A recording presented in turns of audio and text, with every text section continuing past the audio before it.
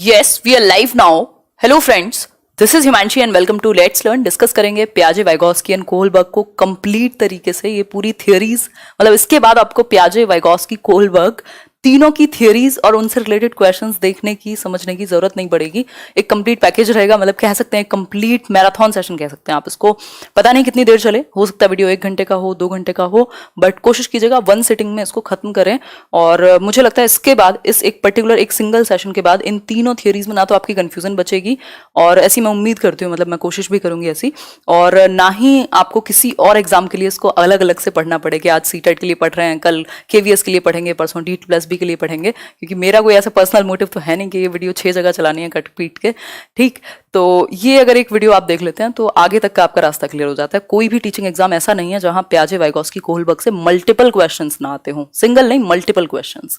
तो स्टार्ट करते हैं आज का सेशन। और इसमें कंफ्यूजन बहुत रहती है, चाहे आप कुछ भी, कितने भी साधन अपना लें, फिर भी बहुत सारी कंफ्यूजन बाकी रह जाती है। तो कोशिश रहेगी और अंतर भी आपको समझ आएगा कि डिस्कशन में क्या एक मजा है, वो भी देखेंगे थोड़ा सा। चलिए फिर स्टार्ट करते हैं आज का सेशन। एक बार आप लोग आ जाइए। बहुत बढ़िया, जय बजरंग बली। कौन है? पूर्णिमा, बहुत बढ़िया। अच्छा, सभी को गुड इवनिंग, नमस्कार, राम राम, सत श्री अकाल, अस्सलाम वालेकुम, whatever you feel connected with. Start करते हैं आज का सेशन। एनर्जी बना के रखिएगा, समय देखा नहीं जाएगा। मुझे नहीं पता कितना बड़ा सेशन होगा, बट कंप्लीट सेशन होगा। अगर मैं बात करूं थोड़ी सी, तो पियाजे, वाइगोस्की, कोहलबर्ग, तो पियाजे को कंप्लीट थियरी समझेंगे जो भी इंपॉर्टेंट है। फिर बीच बीच में जो भी छोटा सा भी टॉपिक करेंगे ना अगर, तो क्वेश्चंस भी साथ में इंक्लूड किए हैं तीनों ही थियरीज के। छोटे छोटे कॉन्सेप्ट जिनमें आप कंफ्यूज होते हैं, उन सब के क्वेश्चंस साथ में ही इंक्लूड करके चलेंगे, ठीक है। तो बहुत कुछ है आज समझने को, और इंटरेस्टिंग भी रहेगा, है ना। इसी दिन के लिए तो हम लोग स्मार्ट बोर्ड का वेट कर रहे थे, ठीक है। तो हालांकि ये अपडेटेड रहेगा, मुझे नहीं लगता अगले 6 महीने तक भी कम से कम मुझे पियाजे को दोबारा रिवाइज कराने की जरूरत है, मिनिमम। तो रीट हो, केवीएस हो, कोई भी हो। चलिए स्टार्ट करते हैं। पियाजे, वाइगोस्की और कोहलबर्ग। हाँ, जैसे जैसे आप लोग जुड़ते जाएं वैसे वैसे उत्साह बढ़ाते जाएं, अपना भी, अपने साथियों का भी और मेरा भी। क्या करके? लाइक शेयर करके। और अगर आज तक या अभी तक सब्सक्राइब ना किया हो लेट्स लर्न को, तो कर लीजिए। टीचिंग एग्जाम्स के लिए क्वालिटी कंटेंट मिलता है आपको, है ना। तो बढ़ते हैं आगे। ये पीडीएफ कोशिश करूंगी मैं शेयर कर दूं, वैसे इतनी बड़ी पीडीएफ है, और ये पीडीएफ का देखती हूँ, चलो शेयर तो कर ही दूंगी। Let's learn square Telegram channel, ठीक है। तो ये एक बेसिक सी बात हुई। तो पहली थियरी आपके सामने प्रस्तुत है, पियाजेस कॉग्निटिव डेवलपमेंट। यानी कि अगर मैं बात करूं तो ये बाइलिंगुअल सेशन रहेगा, मतलब मैं ट्रांसलेट करके आपके साथ डिस्कशन करूंगी। वही लोग शुरुआत से देखिएगा जो अंत तक देख पाए, ठीक है। तो बहुत बढ़िया, आ जाइए, पहले आप लोग जुड़ जाइए। हाँ, नहीं 2 क्लासेस नहीं है, वो नेक्स्ट जो सेशन था मेरा उधर, वो कैंसिल कर दिया मैंने, मैसेज किया है, अभी हो ही नहीं पाएगा। ये बहुत बड़ा सेशन है ना। तो मैं जहाँ होती हूँ, जिस भी जगह होती हूँ, मैं बेस्ट करने की कोशिश करती हूँ, क्योंकि मोटिव ये है कि जो भी सामने है उसको बहुत अच्छे से समझ में आए, है ना। चलिए, केबीसी वाली फीलिंग आएगी अभी, तो स्टार्ट करें फिर। मनीषा, 5 को एग्जाम हो ना हो, कभी भी हो, कुछ फर्क नहीं पड़ता। तैयारी हमारी चल रही थी, ना लॉकडाउन में रुकी है, ना किसी भी मुश्किल परिस्थिति में रुकी है, और ना रुकेगी। तैयारी इंपॉर्टेंट है अभी के लिए। हाँ, वो मैं समझ रही हूँ, बिल्कुल एनर्जी नहीं थी आज, हिम्मत नहीं थी सेशन लेने की। चलिए स्टार्ट करते हैं। नहीं, पहली क्लास नहीं है, पता नहीं 1000वीं या कौन सी 1000वीं क्लास है। चलिए आगे बढ़ते हैं। इसके बाद सिर्फ 1 वीडियो लगेगा, हद से हद 2 वीडियो, पूरा रिवीजन कराने में सीटेट के सिलेबस का। पियाजे की अगर हम बात करें तो पियाजे संज्ञानात्मक विकास की बात करते हैं। कॉग्निटिव मतलब संज्ञानात्मक विकास। और आजकल जो एक नया ट्रेंड है, चाहे वो DT+B का हो या केवीएस में, तो डायरेक्ट ही क्वेश्चन पूछ लेता है। तो संज्ञानात्मक विकास क्या है, सबसे पहले तो ये समझना जरूरी है, या संज्ञान क्या है ये समझना जरूरी है। और अगर मैं बात करूं तो पियाजे वॉज अ स्विस साइकोलॉजिस्ट, यानी एक स्विट्जरलैंड के साइकोलॉजिस्ट थे। 1896 में इनका जन्म हुआ था, और एकदम डूड लग रहे हैं पिक्चर में, ठीक। तो ये स्कीमा बनाइए आप अपना। स्कीमा क्या है अभी समझेंगे आगे, ठीक है बात। तो पियाजे का संज्ञानात्मक विकास, कॉग्निटिव डेवलपमेंट या कॉग्निशन की अगर हम बात करें तो ये अपने आप में इंक्लूड करता है उन सभी स्किल्स को जिसके थ्रू आप जान सकते हैं, है ना, जिसके थ्रू आप नॉलेज को कंस्ट्रक्ट करते हैं। द प्रोसेस ऑफ नोइंग, ठीक, कॉग्निशन कहलाएगा। तो कॉग्निटिव डेवलपमेंट या संज्ञान की अगर मैं बात करूं तो ये रिलेटेड है आपकी मेंटल स्किल्स से, यानी आपकी मानसिक क्षमताओं से, जिसमें आपकी रीजनिंग की, जो आप रीजन करते हैं ना, तर्क जो है वो भी आपके संज्ञान से, लैंग्वेज डेवलपमेंट भी आपके संज्ञान से जुड़ा हुआ है, आपकी प्रॉब्लम सॉल्विंग, आप समस्या का समाधान जो करेंगे वो आपका कितना बेहतर जो कॉग्निशन है वो डेवलपमेंट उसका हुआ है, इस पर बेस्ड होगा। आपकी इमेजिनेशन, आपकी थिंकिंग, सारी चीजें जो भी आपके समझ से रिलेटेड हैं वो यहां आ जाएंगी। द प्रोसेस ऑफ नोइंग और द वे यू नो, ये कह सकते हैं, इसमें बहुत सारी चीजें इंक्लूडेड होती हैं। क्लियर हो गई बात? आगे बढ़ेंगे, नेक्स्ट पॉइंट पर बढ़ जाएंगे। अगर मैं बात करूं तो Piaget's theory tells us that the child is born with a mental और कॉग्निटिव स्ट्रक्चर, मतलब मेंटल स्ट्रक्चर हम कह सकते हैं, कॉग्निटिव स्ट्रक्चर हम कह सकते हैं, which develops and attains maximum growth around the age of 14 और 15। जो पियाजे की पूरी थियरी है उसका क्रक्स है ये कि बच्चा कुछ संज्ञानात्मक संरचनाएं लेकर के पैदा होता है जो डेवलप होती हैं धीरे धीरे, और मैक्सिमम या पूरे तरीके से कह सकते हैं डेवलप हो जाती हैं 14-15 की एज में। इनकी 4 ही स्टेजेस हैं इनकी थियरी में, और वो 4 स्टेजेस 15 तक की एज की ही बात करती हैं कि हमारा जो संज्ञान है, हमारी जो समझ है प्रॉपर, वो कैसे 14-15 साल तक डेवलप हो जाएगी 4 स्टेजेस में। तो उसकी बात करेंगे अभी। सिंपल बात हो गई। तो बेसिकली और भी कुछ चीजें हैं जिसके बारे में पियाजे ने बात की है, बच्चों के थॉट पर उन्होंने बात की है। पियाजे की अगर मैं बात करूं तो पियाजे क्या हैं, एक कंस्ट्रक्टिविस्ट हैं, रेडिकल कंस्ट्रक्टिविस्ट हैं, बट वो जानने की आपको जरूरत नहीं है। कंस्ट्रक्टिविस्ट कौन व्यक्ति जो ये माने कि बच्चा नॉलेज को कंस्ट्रक्ट कर सकता है, यानी ज्ञान का सृजन बच्चा स्वयं कर सकता है, ज्ञान का निर्माण बच्चे कर सकते हैं, यानी किसके थ्रू? एक्टिविटी के थ्रू। एक्टिविटी करके बच्चा अपने जो वर्ल्ड की नॉलेज है, जो उसका कंस्ट्रक्शन है नॉलेज का, वो कर सकता है। बच्चे क्या हैं? लिटिल साइंटिस्ट हैं, नन्हे वैज्ञानिक हैं। ये भी कौन कहेगा? पियाजे ही कहेंगे। ठीक है, इन्होंने बेसिकली कहा कि बच्चे सोच सकते हैं और वो बेवकूफ नहीं है या खाली नहीं है। ठीक है, मतलब खाली बर्तन नहीं है, वो इंक्वायरी कर रहे होते हैं अपने सेंसेस के थ्रू, और अलग अलग स्टेज में अलग अलग तरीके से वो अपने संज्ञान का निर्माण कर रहे होते हैं, यानी वो नॉलेज को कंस्ट्रक्ट कर सकते हैं। ठीक है, तो इन्होंने कहा कि बच्चे सोच सकते हैं, दे कैन थिंक इक्वली, जितना हम सोचते हैं, मतलब अमाउंट सेम है, बच्चे उतना ही अमाउंट में सोच सकते हैं जितना हम बड़े सोचेंगे, लेकिन प्रकार अलग होगा, यानी काइंड इज डिफरेंट। जो प्रकार है वो अलग होगा, kind is different, amount same है, सोचने की अमाउंट जो है वो सेम है। या फिर इसको हम कह सकते हैं कि क्वांटिटी सेम रहती है, जितने मान लीजिए थॉट्स, ये एक छोटा सा नैरो सा एग्जांपल है, बहुत बढ़िया पंकज जी, छोटा सा नैरो सा एग्जांपल है कि मान लीजिए आपके दिमाग में 10,000 थॉट आ रहे हैं तो उनके भी उतने ही आ रहे होंगे। ठीक, इस केस में आपके थॉट्स डिफरेंट तरीके के हो सकते हैं, हो सकता है आपकी ब्रेकअप प्रॉब्लम्स चल रही हो, आपके जीवन में कुछ आर्थिक समस्याएं चल रही हो, आपके जीवन में करियर को लेकर के कुछ प्रॉब्लम हो, आपके एग्जाम को लेकर के कुछ समस्या हो, उनका हो सकता है कुछ खिलौने पे सोच रहे हो कि मेरा आज टॉय टूट गया, मम्मी से डांट पड़ गई, या कुछ और सोच रहे हो, कुछ और कास्तानी दिमाग में चल रही हो, लेकिन जो आपका अमाउंट है वो सेम है। अमाउंट सेम है यानी क्वांटिटी तो सेम है, मात्रा आपकी सेम है, लेकिन प्रकार अलग है, यानी क्वालिटी डिफरेंट है उनके थॉट्स की, ये कह सकते हैं। दोनों बार ये चीज पूछी भी गई है आपसे।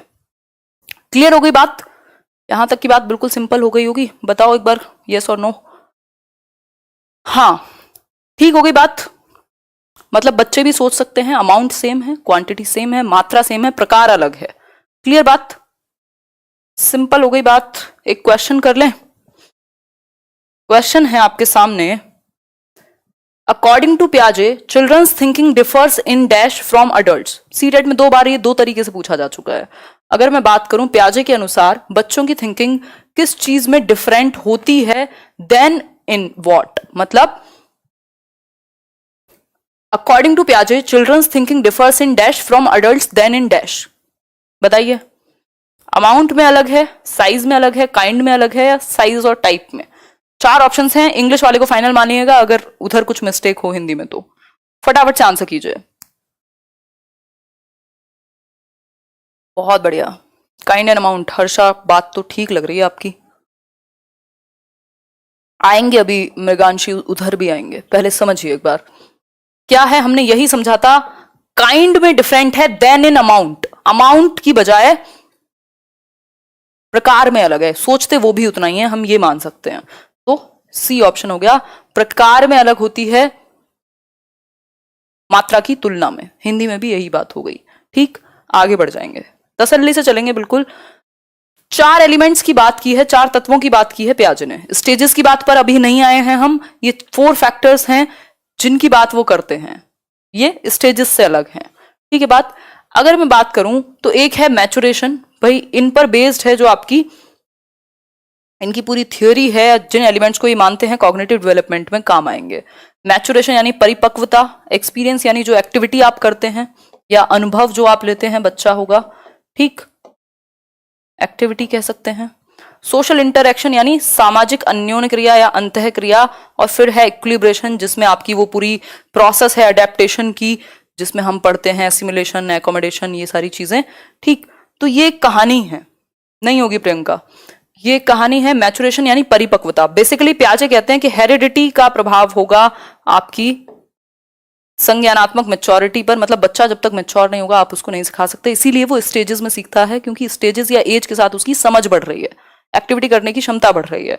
ठीक है बात। तो ये एक छोटी सी बात है, मतलब ये कहेंगे कि डिसकॉन्टिन्यूअस है जो आपका डेवलपमेंट है, स्टेजेस में होता है। ये वाला चार्ट आपको याद आया होगा, नहीं आया हो तो कर लीजिए, कि स्टेजेस में होगा जो आपका डेवलपमेंट है। जेनेटिक एपिस्टेमोलॉजी को ये सपोर्ट करते हैं, मतलब जो आपका हेरिडिटी है वो अच्छा रोल प्ले करेगी कॉग्निशन में या कॉग्निटिव डेवलपमेंट में।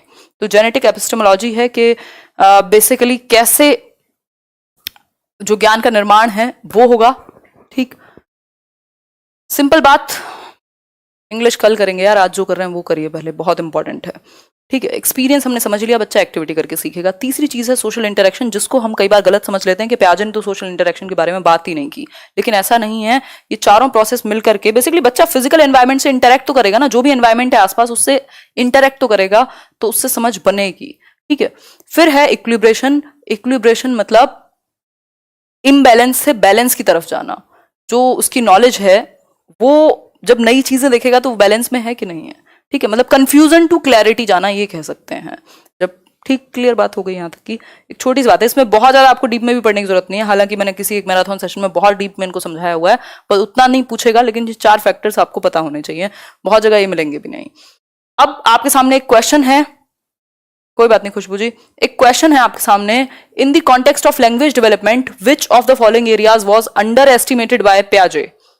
अब लैंग्वेज के बारे में अगर मैं बात करूं, हमने अभी क्या समझा था, 4 चीजें थी, यहां 4 चीजें थी, लेकिन यहां लैंग्वेज नहीं है इन 4 एलिमेंट्स में, क्योंकि पियाजे कहते हैं कि जो कॉग्निटिव डेवलपमेंट है उसकी वजह से भाषा विकास होगा, मतलब कितना बेहतर आपका संज्ञान, आपकी समझ, आपकी थिंकिंग, आपकी रीजनिंग, इन सब का डेवलपमेंट होगा, उतना ही बेहतर आपका लैंग्वेज डेवलपमेंट होगा, या कॉग्निशन से लैंग्वेज डेवलपमेंट जुड़ा हुआ है। इन्होंने ये नहीं कहा कि लैंग्वेज डेवलपमेंट से मदद मिल रही है कॉग्निटिव डेवलपमेंट में, जो कि वाइगॉस्की कहते हैं। ठीक है बात। तो यहां पर इस केस में जब इन चारों एलिमेंट्स में से लैंग्वेज पार्ट नहीं है, तो एक क्वेश्चन आता है आपके सामने, अकॉर्डिंग टू पियाजे theory which one out of the following will not influence one's cognitive development, यानी संज्ञानात्मक विकास को प्रभावित कौन सा एक कारक नहीं करता। अगर हम बात करें इन 4 ऑप्शंस की, फटाफट से आंसर कीजिए। पहला है लैंग्वेज, फिर है सोशल एक्सपीरियंस, मैचुरेशन, और देन आपका एक्टिविटी। आंसर कीजिए।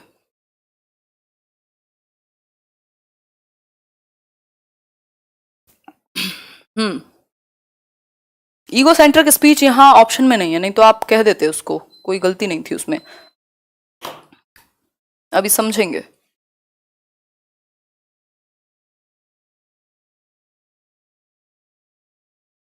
बिल्कुल ए ऑप्शन हो जाएगा, सिंपल। ठीक, भाषा।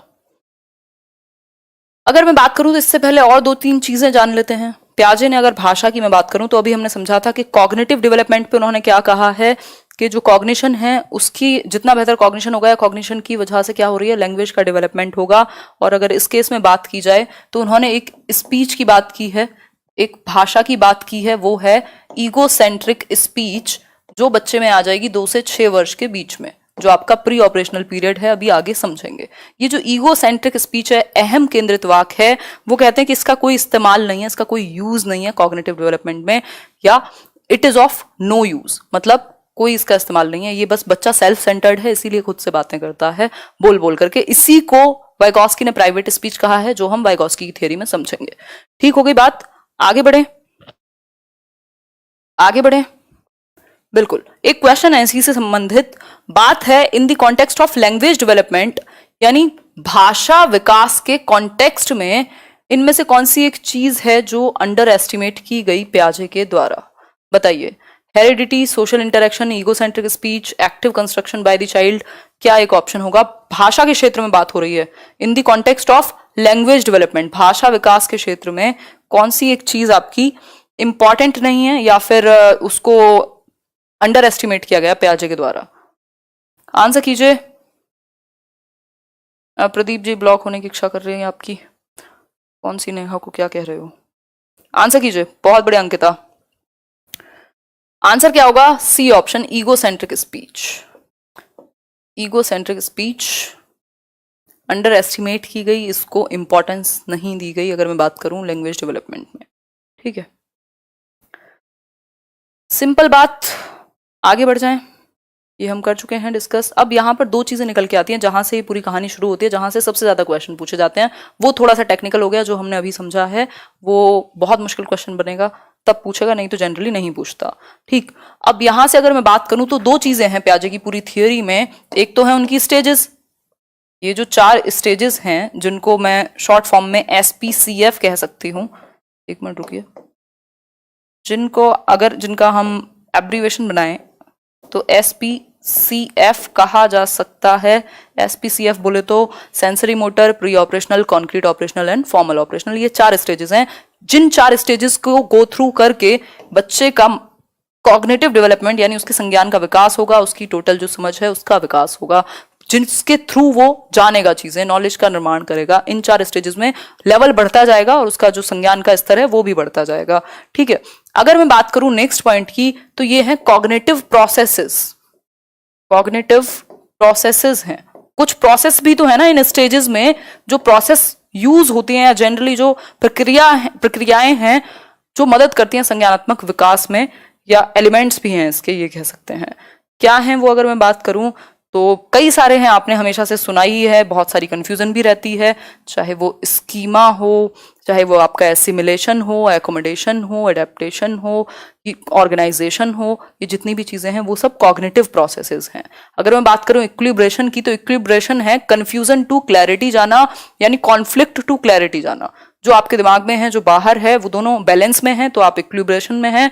अगर मैं इक्विलिब्रेशन की बात करूं तो इसमें 2 चीजें आ जाती हैं।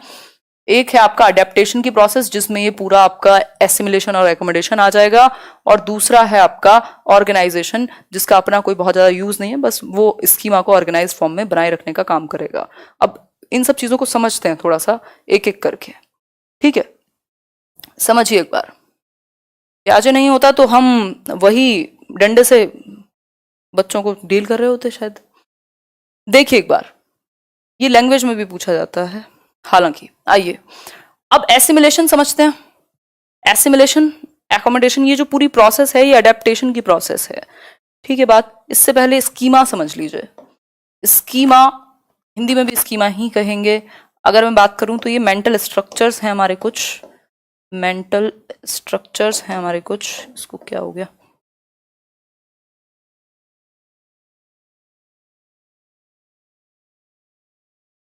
मानसिक संरचनाएं हैं, ऑर्गेनाइज्ड पैकेट्स हैं इंफॉर्मेशन के, जो भी आपके दिमाग में है पड़ा हुआ, चाहे वो रिलेशनशिप्स हो। इस पेन को भी देखकर अगर आप पहचान पा रहे हैं तो इसका मतलब इसका स्कीमा आपके ब्रेन में बना हुआ है। पियाजे की पिक्चर जब आप अगली बार देख करके पहचान जाएंगे तो उसका मतलब होगा आपके दिमाग में वो पिक्चर का एक स्कीमा क्रिएट हुआ है।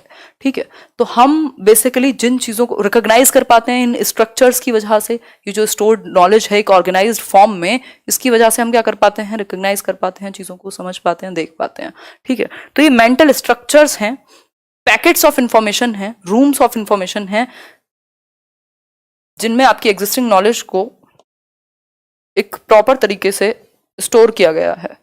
ठीक है बात। अब ये जो स्कीमा है ये अपडेट होता रहेगा, एक जैसा तो रहेगा नहीं।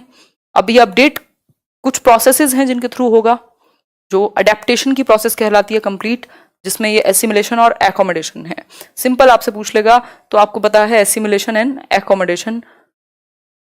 अगर बात की जाए हाँ तो एक एक करके समझते हैं। स्कीमा को हमने समझा एक ऑर्गेनाइज्ड होल है, एक ऑर्गेनाइज्ड स्ट्रक्चर है जिसके बेसिस पे हम चीजों को पहचान पाते हैं, समझ पाते हैं, एक स्टोर्ड इंफॉर्मेशन है हमारे पास। ठीक है बात। अगर बात करें यहां एसिमिलेशन मतलब आत्मसात करना, आत्मसात करना, आत्मसात करना, और एकोमोडेशन इज समायोजन। इसमें सबसे ज्यादा कंफ्यूजन होती है हमें, ठीक है बात।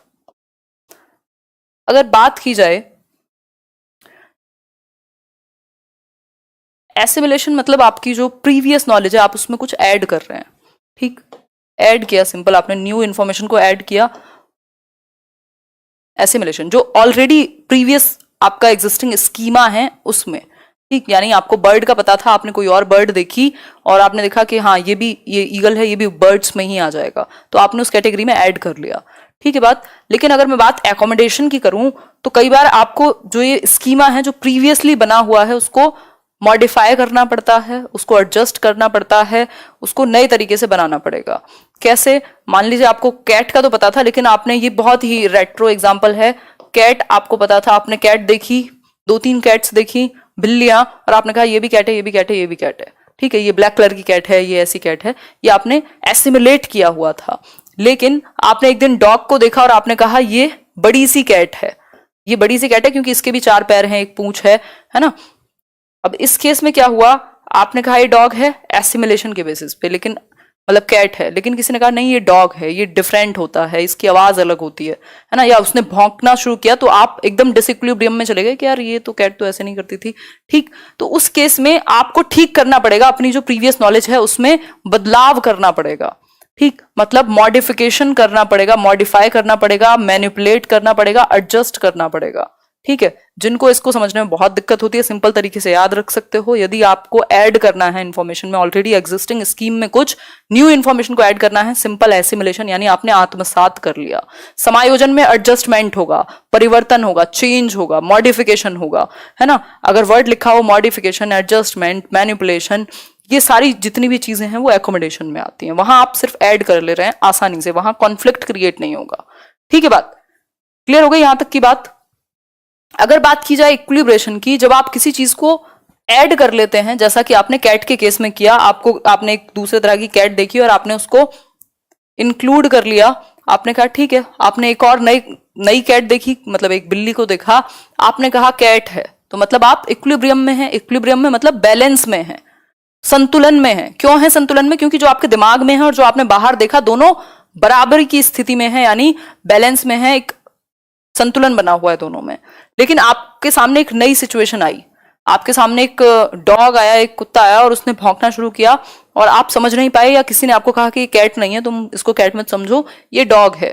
अब आपके दिमाग में इस नई सिचुएशन ने क्या किया, डिसइक्विलिब्रियम क्रिएट कर दिया, डिसबैलेंस बना दिया। अब आप बैलेंस की स्थिति में नहीं है, जो आपके दिमाग में है और जो बाहर है वो दोनों चीजें मैच नहीं कर रही, तो आप डिसइक्विलिब्रियम में हैं, ठीक, असंतुलन की स्थिति में है। कब आएंगे संतुलन में? जब आप उसमें परिवर्तन कर लेंगे, कुछ मॉडिफिकेशन कर लेंगे, कुछ एडजस्ट कर लेंगे। कैसे करेंगे? एकोमोडेशन की प्रोसेस है यही, है ना। फिर आप एकोमोडेट करेंगे, नहीं कुत्ता होता है ऐसा और कैट होती है ये दोनों अलग हैं। अब आपने उसको बड़ी कैट नहीं मान लिया, आपने एक नया स्कीमा क्रिएट किया या एडजस्ट किया अपने पुराने स्कीमा में, ठीक है बात, तो ये एकोमोडेशन कहलाएगा। सिंपल बात, क्लियर हो गई बात? बहुत बढ़िया जसवंत सिंह जी। यहां तक कोई समस्या हो तो बताओ, स्पीड थोड़ी सी तो फास्ट रहेगी, तो रिवीजन के तौर पे भी आप इसको ले सकते हो, कोई बात नहीं काजल, 1-2 बार देखोगे तो समझ में आ जाएगा। अगर पहली बार देख रहे हो तो हो सकता है प्रॉब्लम हो, बिल्कुल ही, अगर या हिंदी वालों को भी प्रॉब्लम हो रही है, ठीक है, मैं और थोड़ा सा इसमें ट्रांसलेट करके चलूंगी, ठीक है, बहुत बढ़िया, चलिए सही है। जितने लोग देख रहे हैं लाइक, उससे ज्यादा बहुत ही अच्छी बात है। तो यहां तक कोई समस्या हो तो बताओ, एक बार मैं कमेंट देख पा रही हूं। समझ आ गया, ठीक है, नाम वाम का छोड़ दो अभी, कंफ्यूजन बताओ, नहीं तो फिर डाउट क्लियर नहीं हो पाएगा। नॉट एन नो इशू, चलिए बहुत बढ़िया, ठीक है। एसिमिलेशन बेसिकली सिंपल है, जब आपने अपनी एग्जिस्टिंग नॉलेज में ऐड किया, अपने स्कीमा में ऐड किया, जो प्रीवियसली आपका एक स्कीमा बना हुआ है उसमें आपने कुछ ऐड किया, न्यू इन्फॉर्मेशन को ऐड किया, दैट इज एसिमिलेशन, यानी आपने आत्मसात कर लिया, जोड़ लिया उसी ज्ञान में। और आप जब मॉडिफाई करना पड़े, आपको परिवर्तन करना पड़े पुराने ज्ञान में, जैसे अगर जो एक बर्ड है, एक चिड़िया है, वो बच्चे को पता है, उसने एक स्कीमा बनाया हुआ है किसका, बर्ड का, लेकिन उसने किसी दिन एक छोटे से या छोटे से क्या बड़े से एरोप्लेन को भी उड़ते देखा, तो उसने कहा कि यार ये भी क्या है, एक बर्ड है। अब उसको ये एसिमुलेट तो उसने कर लिया था बर्ड को, लेकिन उसने क्या किया, वो डिसइक्विलिब्रियम में आ गई जब उसने ये कहा कि हेलीकॉप्टर को देख करके या एक एरोप्लेन को देख करके कि ये भी एक बर्ड है, तो उसको फिर उसको ठीक करने के लिए मॉडिफिकेशन करना पड़ेगा, या तो एक हेलीकॉप्टर का अलग एक स्कीमा क्रिएट करना पड़ेगा, यानी एकोमोडेट करना पड़ेगा, पुराने ज्ञान में एडजस्टमेंट करना पड़ेगा, एज इट इज ऐड नहीं कर लिया, उसको मॉडिफाई करना पड़ेगा। ठीक है बात, आगे बढ़ जाएंगे इसी बात पर। अब 4 स्टेजेस दिए प्याजे ने, जहां से सबसे ज्यादा क्वेश्चंस बिल्कुल आंख बंद करके बिल्कुल धड़ाधड़ क्वेश्चंस पूछे जाते हैं। संज्ञानात्मक विकास के चरण हैं ये, अगर मैं बात करूं तो। अब इन चरणों की अगर हम बात करने लग जाएं तो 4 स्टेजेस हैं प्याजे की, SPCF। ठीक है बात, SPCF यानी सेंसरी मोटर, इसको इंद्रिय गामक अवस्था कहेंगे, जन्म से 2 वर्ष। फिर है प्री ऑपरेशनल यानी पूर्व संक्रियात्मक अवस्था, 2 से 7 वर्ष। फिर है कॉन्क्रीट ऑपरेशनल यानी मूर्त संक्रियात्मक अवस्था, जहां लॉजिक आ जाएगा बच्चे में, वो है 7 से 11 वर्ष, इसको स्कूल एज भी कह सकते हो। फॉर्मल ऑपरेशनल है औपचारिक संक्रियात्मक अवस्था, 11 से 15 वर्ष। ये हाईएस्ट लेवल है आपके कॉग्निटिव डेवलपमेंट का, जो हमने शुरुआत में बात की थी कि 15 साल तक जो वो कॉग्निटिव स्ट्रक्चर है वो अपने हाईएस्ट पोटेंशियल तक पहुंच जाता है, और मैक्सिमम लेवल तक ये कह सकते हैं, और यहाँ डिडक्टिव थॉट भी आ जाएगा आपका। ठीक है, तो आगे बढ़ेंगे, देखें कुछ चीजों को एक एक करके, इन स्टेजेस की विशेषताएं देख लेते हैं, है ना, इनमें क्या विशेषताएं हैं और क्या स्पेशलिटी है अलग अलग स्टेज की, जहां से आपसे चीजें पूछी जाती हैं और कंफ्यूजन भी रहती है, क्योंकि अलग अलग बुक्स में भी चीजें अलग अलग दी हुई हैं। अगर मैं बात करूं सेंसरी मोटर की, तो इसको इंद्रिय गामक कह सकते हैं, और भी इसके कई नाम मिल जाएंगे आपको, हिंदी में कई कई नाम होते हैं एक चीज के। ठीक है,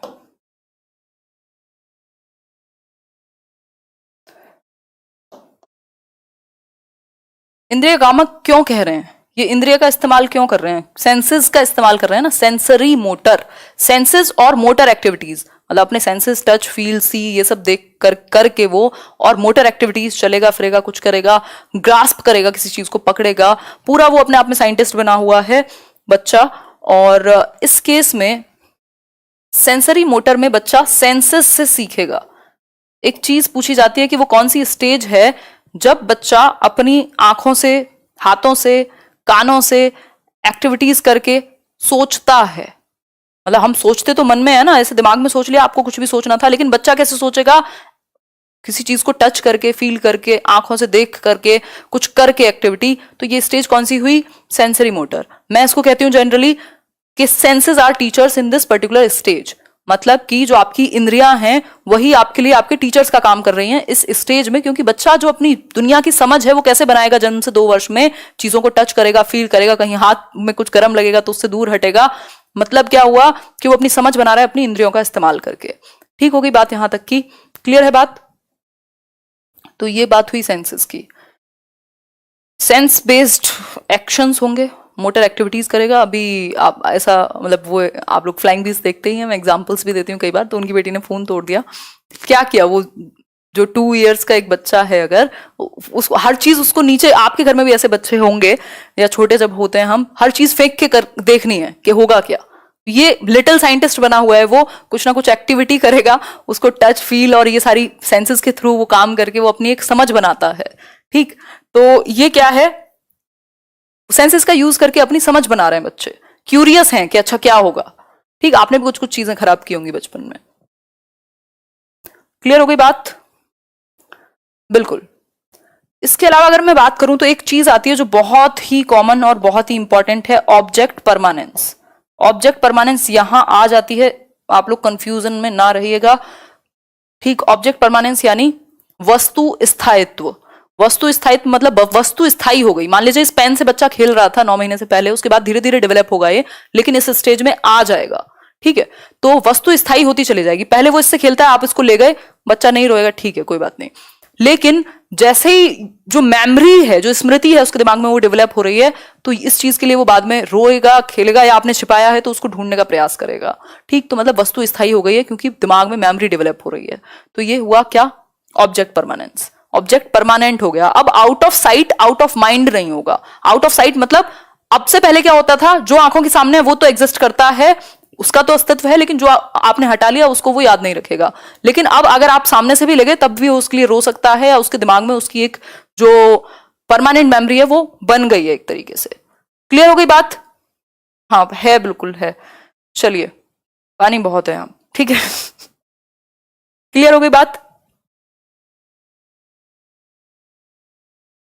बेसिक सी बात है, ये दो बहुत इंपॉर्टेंट चीजें हैं अगर मैं बात करूं यहाँ की। हालांकि एक दो चीजें और भी हैं बट नॉट सो इंपॉर्टेंट। एक डेफर्ड इमिटेशन होता है, बच्चे ने आपको कुछ करते हुए देखा और तब नहीं बट थोड़ी देर के बाद या किसी दिन उसने भी वही चीज को दोहराया या वो काम किया, उस चीज का अनुकरण किया।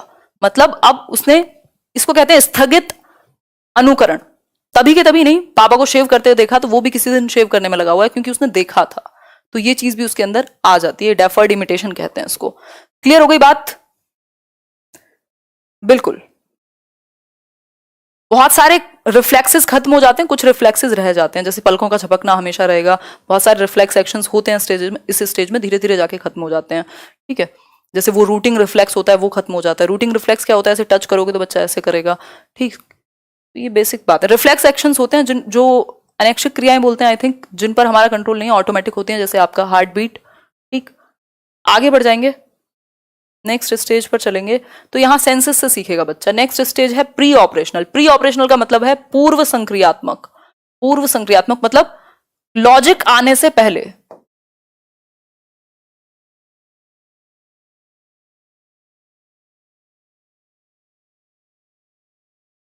ठीक, बिल्कुल क्लियर, बहुत बढ़िया फरा। देखिए, पूर्व संक्रियात्मक 2 से 7 वर्ष है।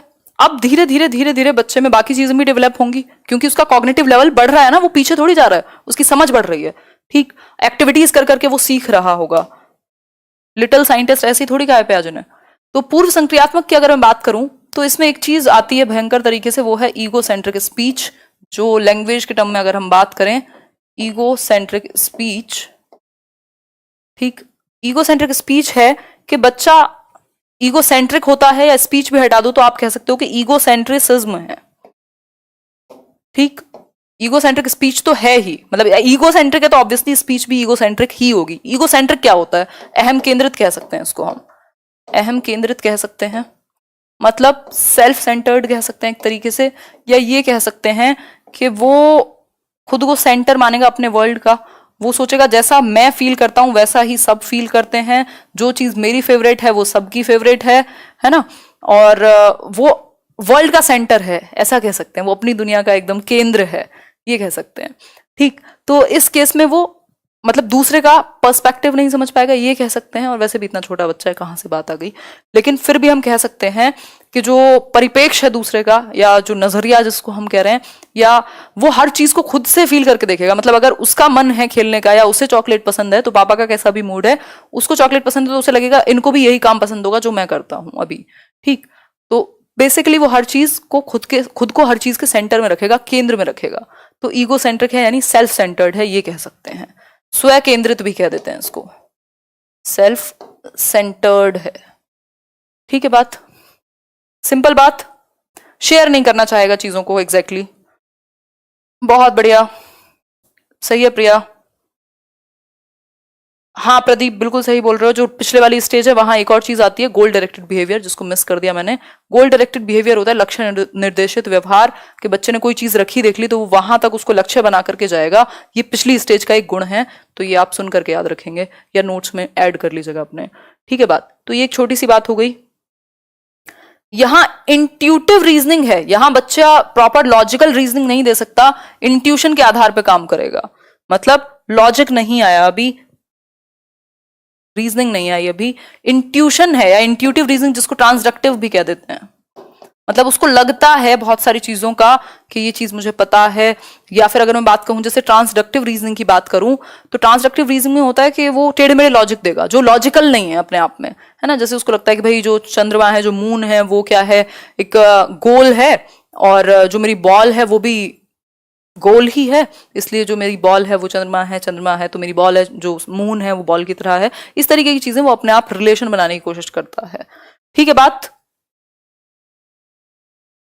धन्यवाद रितेश, आगे बढ़ते हैं। सिंपल, यहां तक की बात क्लियर हो गई आपकी। अब यहां इरिवर्सिबिलिटी होती है, बच्चा अपने थॉट को रिवर्स नहीं कर पाएगा। इरिवर्सिबिलिटी होती है यानी अपरिवर्तनशीलता का गुण होगा। मतलब वो जैसे 5+4 है तो ये 9 है, और 4+5 कह लीजिए, या 2+2+5 ये भी 9 होंगे। मतलब वो रिवर्स नहीं कर पाएगा अपने थॉट को। अगर आपने उसको कहीं भेजा है, वहां से वापस आने के रास्ते में भी उसको प्रॉब्लम हो सकती है, क्योंकि वो रिवर्स नहीं कर पाता थॉट को। सेंट्रेशन का गुण है, मतलब एक ही एस्पेक्ट देख पाता है किसी एक चीज का। केंद्रीकरण है, विकेंद्रीकरण नहीं आया, मतलब वो बाकी एस्पेक्ट्स, बाकी परिप्रेक्ष्य नहीं समझ पाता किसी एक चीज की, वो एक ही तरह से देख पाता है। मतलब अगर उसको ये पेन देखना है, या तो वो उसकी हाइट ही देखेगा या फिर इसके कलर पे ध्यान होगा, दोनों में से एक ही चीज पर फोकस होगा। मतलब एक ही गुण पर वो फोकस कर पाता है इस स्टेज में। क्लियर हो गई बात। एक और चीज है यहां, वो है एनिमिज्म। एनिमिज्म है निर्जीव चीज को सजीव समझना, जीववाद कहते हैं इसको आई थिंक। निर्जीव चीज को समझ कैसे वो सजीव समझेगा? भाई कोई बॉक्स है, उससे उसका पैर टकराया और चोट लग गई, ठीक, बहुत बढ़िया। अब इस बॉक्स से उसका पैर टकराया और चोट लग गई तो अब वो रोने बैठ गया, लेकिन आपने अगर इस बॉक्स को 2-3 थप्पड़ लगा दिए या उसको कहा कि मेरे बच्चे को कैसे मारा ये वो, तो वो खुश हो जाएगा, उसको अच्छा फील होगा कि इसको भी दर्द हुआ होगा जैसे मुझे हुआ इसके चोट पहुंचाने से। मतलब वो जिन चीजों में लाइफ नहीं है उनको भी वो समझता है कि ये सजीव है। क्लियर? तो ये हुआ एक एनिमिज्म, एनिमिस्टिक है ये कह सकते हैं। ठीक है बात, धन्यवाद रॉकस्टार। आगे बढ़े, ये मेन हाइलाइट्स थे आपके सेकंड स्टेज के। अब थोड़ा सा थर्ड स्टेज को रिवाइज करते हैं। कॉन्क्रीट, ये बहुत इंपॉर्टेंट है, यहां से बहुत क्वेश्चन पूछा जाता है, वहां से भी ईगोसेंट्रिज्म पर, इरिवर्सिबिलिटी पर, एनिमिज्म पर क्वेश्चन बनता है। ठीक है बात। साधन और साध्य में बताएंगे किसी दिन डिफरेंस, अभी प्याजे पढ़ लेते हैं। ठीक, अगर मैं बात करूं कॉन्क्रीट ऑपरेशनल की, तो इसको मूर्त संक्रियात्मक कहते हैं। मूर्त संक्रियात्मक, मूर्त और अमूर्त क्या है? मूर्त वो जिसको आप टच और फील कर सकें, देख सकें सामने। अमूर्त वो जो आपके आइडियाज में है, आपकी इमेजिनेशन में है, ठीक, आपकी कल्पना में भी कह सकते हैं। ठीक, तो कॉन्क्रीट क्या है? ऐसी चीजों से आप सिखाते हैं इस स्टेज में, या ऐसी चीजें जिनको वो देख सकता है, टच कर सकता है, फील कर सकता है, उनको वो जल्दी समझ लेता है, यानी इंडक्टिव थॉट उसके अंदर आ जाता है इस स्टेज में। इंडक्टिव क्या है? आगमन विधि कहेंगे, इंडक्टिव थॉट, या लॉजिक आ जाएगा सबसे पहले। अगर लॉजिक आएगा तो वो यही स्टेज है। लेकिन लॉजिक किसके बारे में? लॉजिक अबाउट कॉन्क्रीट थिंग्स, जिनको वो देख सकता है, टच कर सकता है, फील कर सकता है, उनके बारे में वो तर्क भी लगाने लगेगा। रीजनिंग आ गई ना अब, तो वो तर्क लगा पाएगा, रीजनिंग आ गई। ठीक है बात। अरुणा जी देखिए, एक बार सेशन देखिए।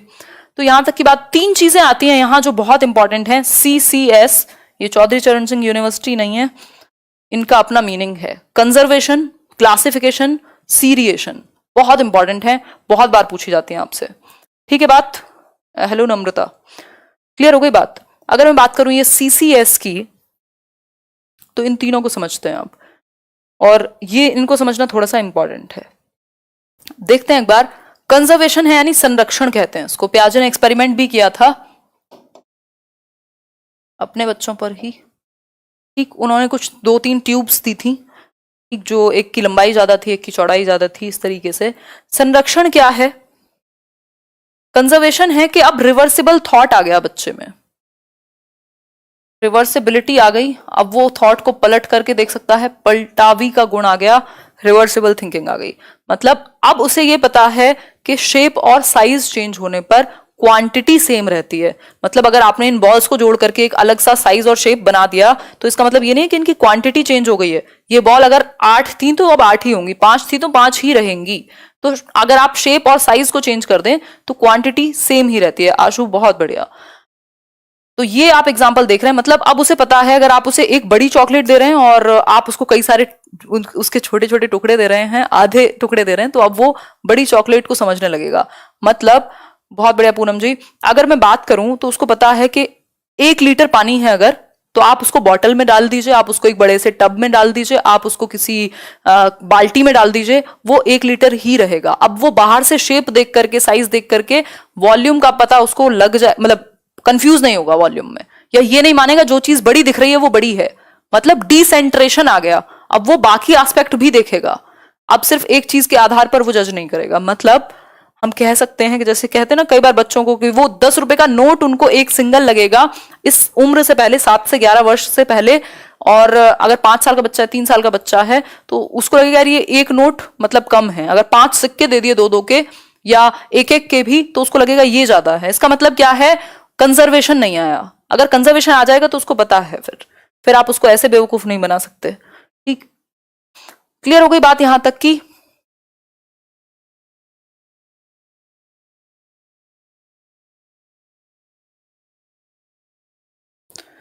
देखिए एक बार चला होगा अभी फिर से, ये कुछ ना कुछ प्रॉब्लम्स होती रहती हैं आजकल। अभी चल गया होगा, देखो एक बार, चल तो गया। ठीक है, कोई इशू नहीं है। बफरिंग, हाँ बफरिंग चल गया ना अभी। कमेंट करके बताओ फटाफट से ओके है कि नहीं। चलिए ठीक है, आगे बढ़ते हैं फिर। नाउ इट्स ओके, चलिए बहुत बढ़िया, बस शुक्र मनाओ कि जाए ना। ठीक है, तो कंजर्वेशन मतलब रिवर्सिबल थिंकिंग आ गई। अब वो क्वांटिटी और क्वांटिटी का बेसिकली वो कॉन्सेप्ट समझेगा कि क्वांटिटी और साइज शेप चेंज करने पर अमाउंट सेम रहती है। इस पर हम एक क्वेश्चन भी करेंगे। ठीक है बात, तो अगर मैं बात करूं तो ये एक छोटी सी बात हुई, कह सकते हैं एक क्वेश्चन है आपके सामने। प्याजे proposes that pre-operational children are unable to conserve. He attributes this inability to which one of the following factors? मतलब प्याजे कहते हैं कि जो प्री ऑपरेशनल बच्चे हैं, प्री ऑपरेशनल स्टेज के 2 से 6 या 7 वर्ष तक के बीच में, वो कंजर्व नहीं कर पाते। जो अभी हमने संरक्षण का गुण समझा है वो उनमें नहीं होता। ये जो इनेबिलिटी है ये किस कारणवश है, क्या रीजन है इसका? Irreversibility of thought, inability of hypothetico deductive reasoning, personal fable, या फिर lack of high level abstract reasoning. बताइए एक बार।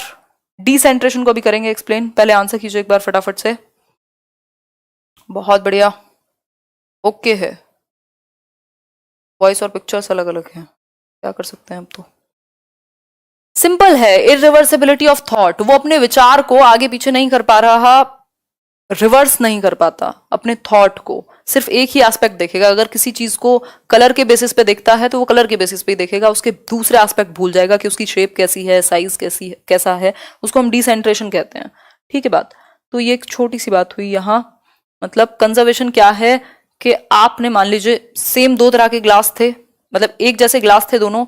एक ग्लास में से जो भी जूस है उसको एक पतली सी ट्यूब में डाला जो लंबी है, बट अमाउंट सेम है इसकी। तो अगर बच्चे ने ये कहा कि ये जो बड़े वाला है यही ज्यादा है, इसका मतलब वो प्री ऑपरेशनल थॉट में है, 2 से 7 वर्ष में है, अभी उसमें रिवर्सिबिलिटी नहीं आई, अभी उसमें कंजर्वेशन नहीं आया, यानी संरक्षण नहीं आया। लेकिन अगर वो समझ जाए कि दोनों बराबर ही हैं, कोई भी यूज कर लीजिए, तो वो कॉन्क्रीट ऑपरेशनल में है, लॉजिक आ चुका है, और अब वो क्या कहें उसको, कंजर्व कर सकता है, संरक्षण है उसके सामने। आवाज अलग आ रही है, अरे यार ये सब प्रॉब्लम्स भी ना मजा खराब कर देती हैं पूरे सेशन का। देखो एक बार, अभी चल रहा होगा, ठीक हो जाएगी थोड़ी बहुत देर में। मैं भी देखूं जरा क्या समस्या है। आवाज अलग, पिक्चर अलग, अच्छा जी रुको 1 मिनट, लेट मी चेक।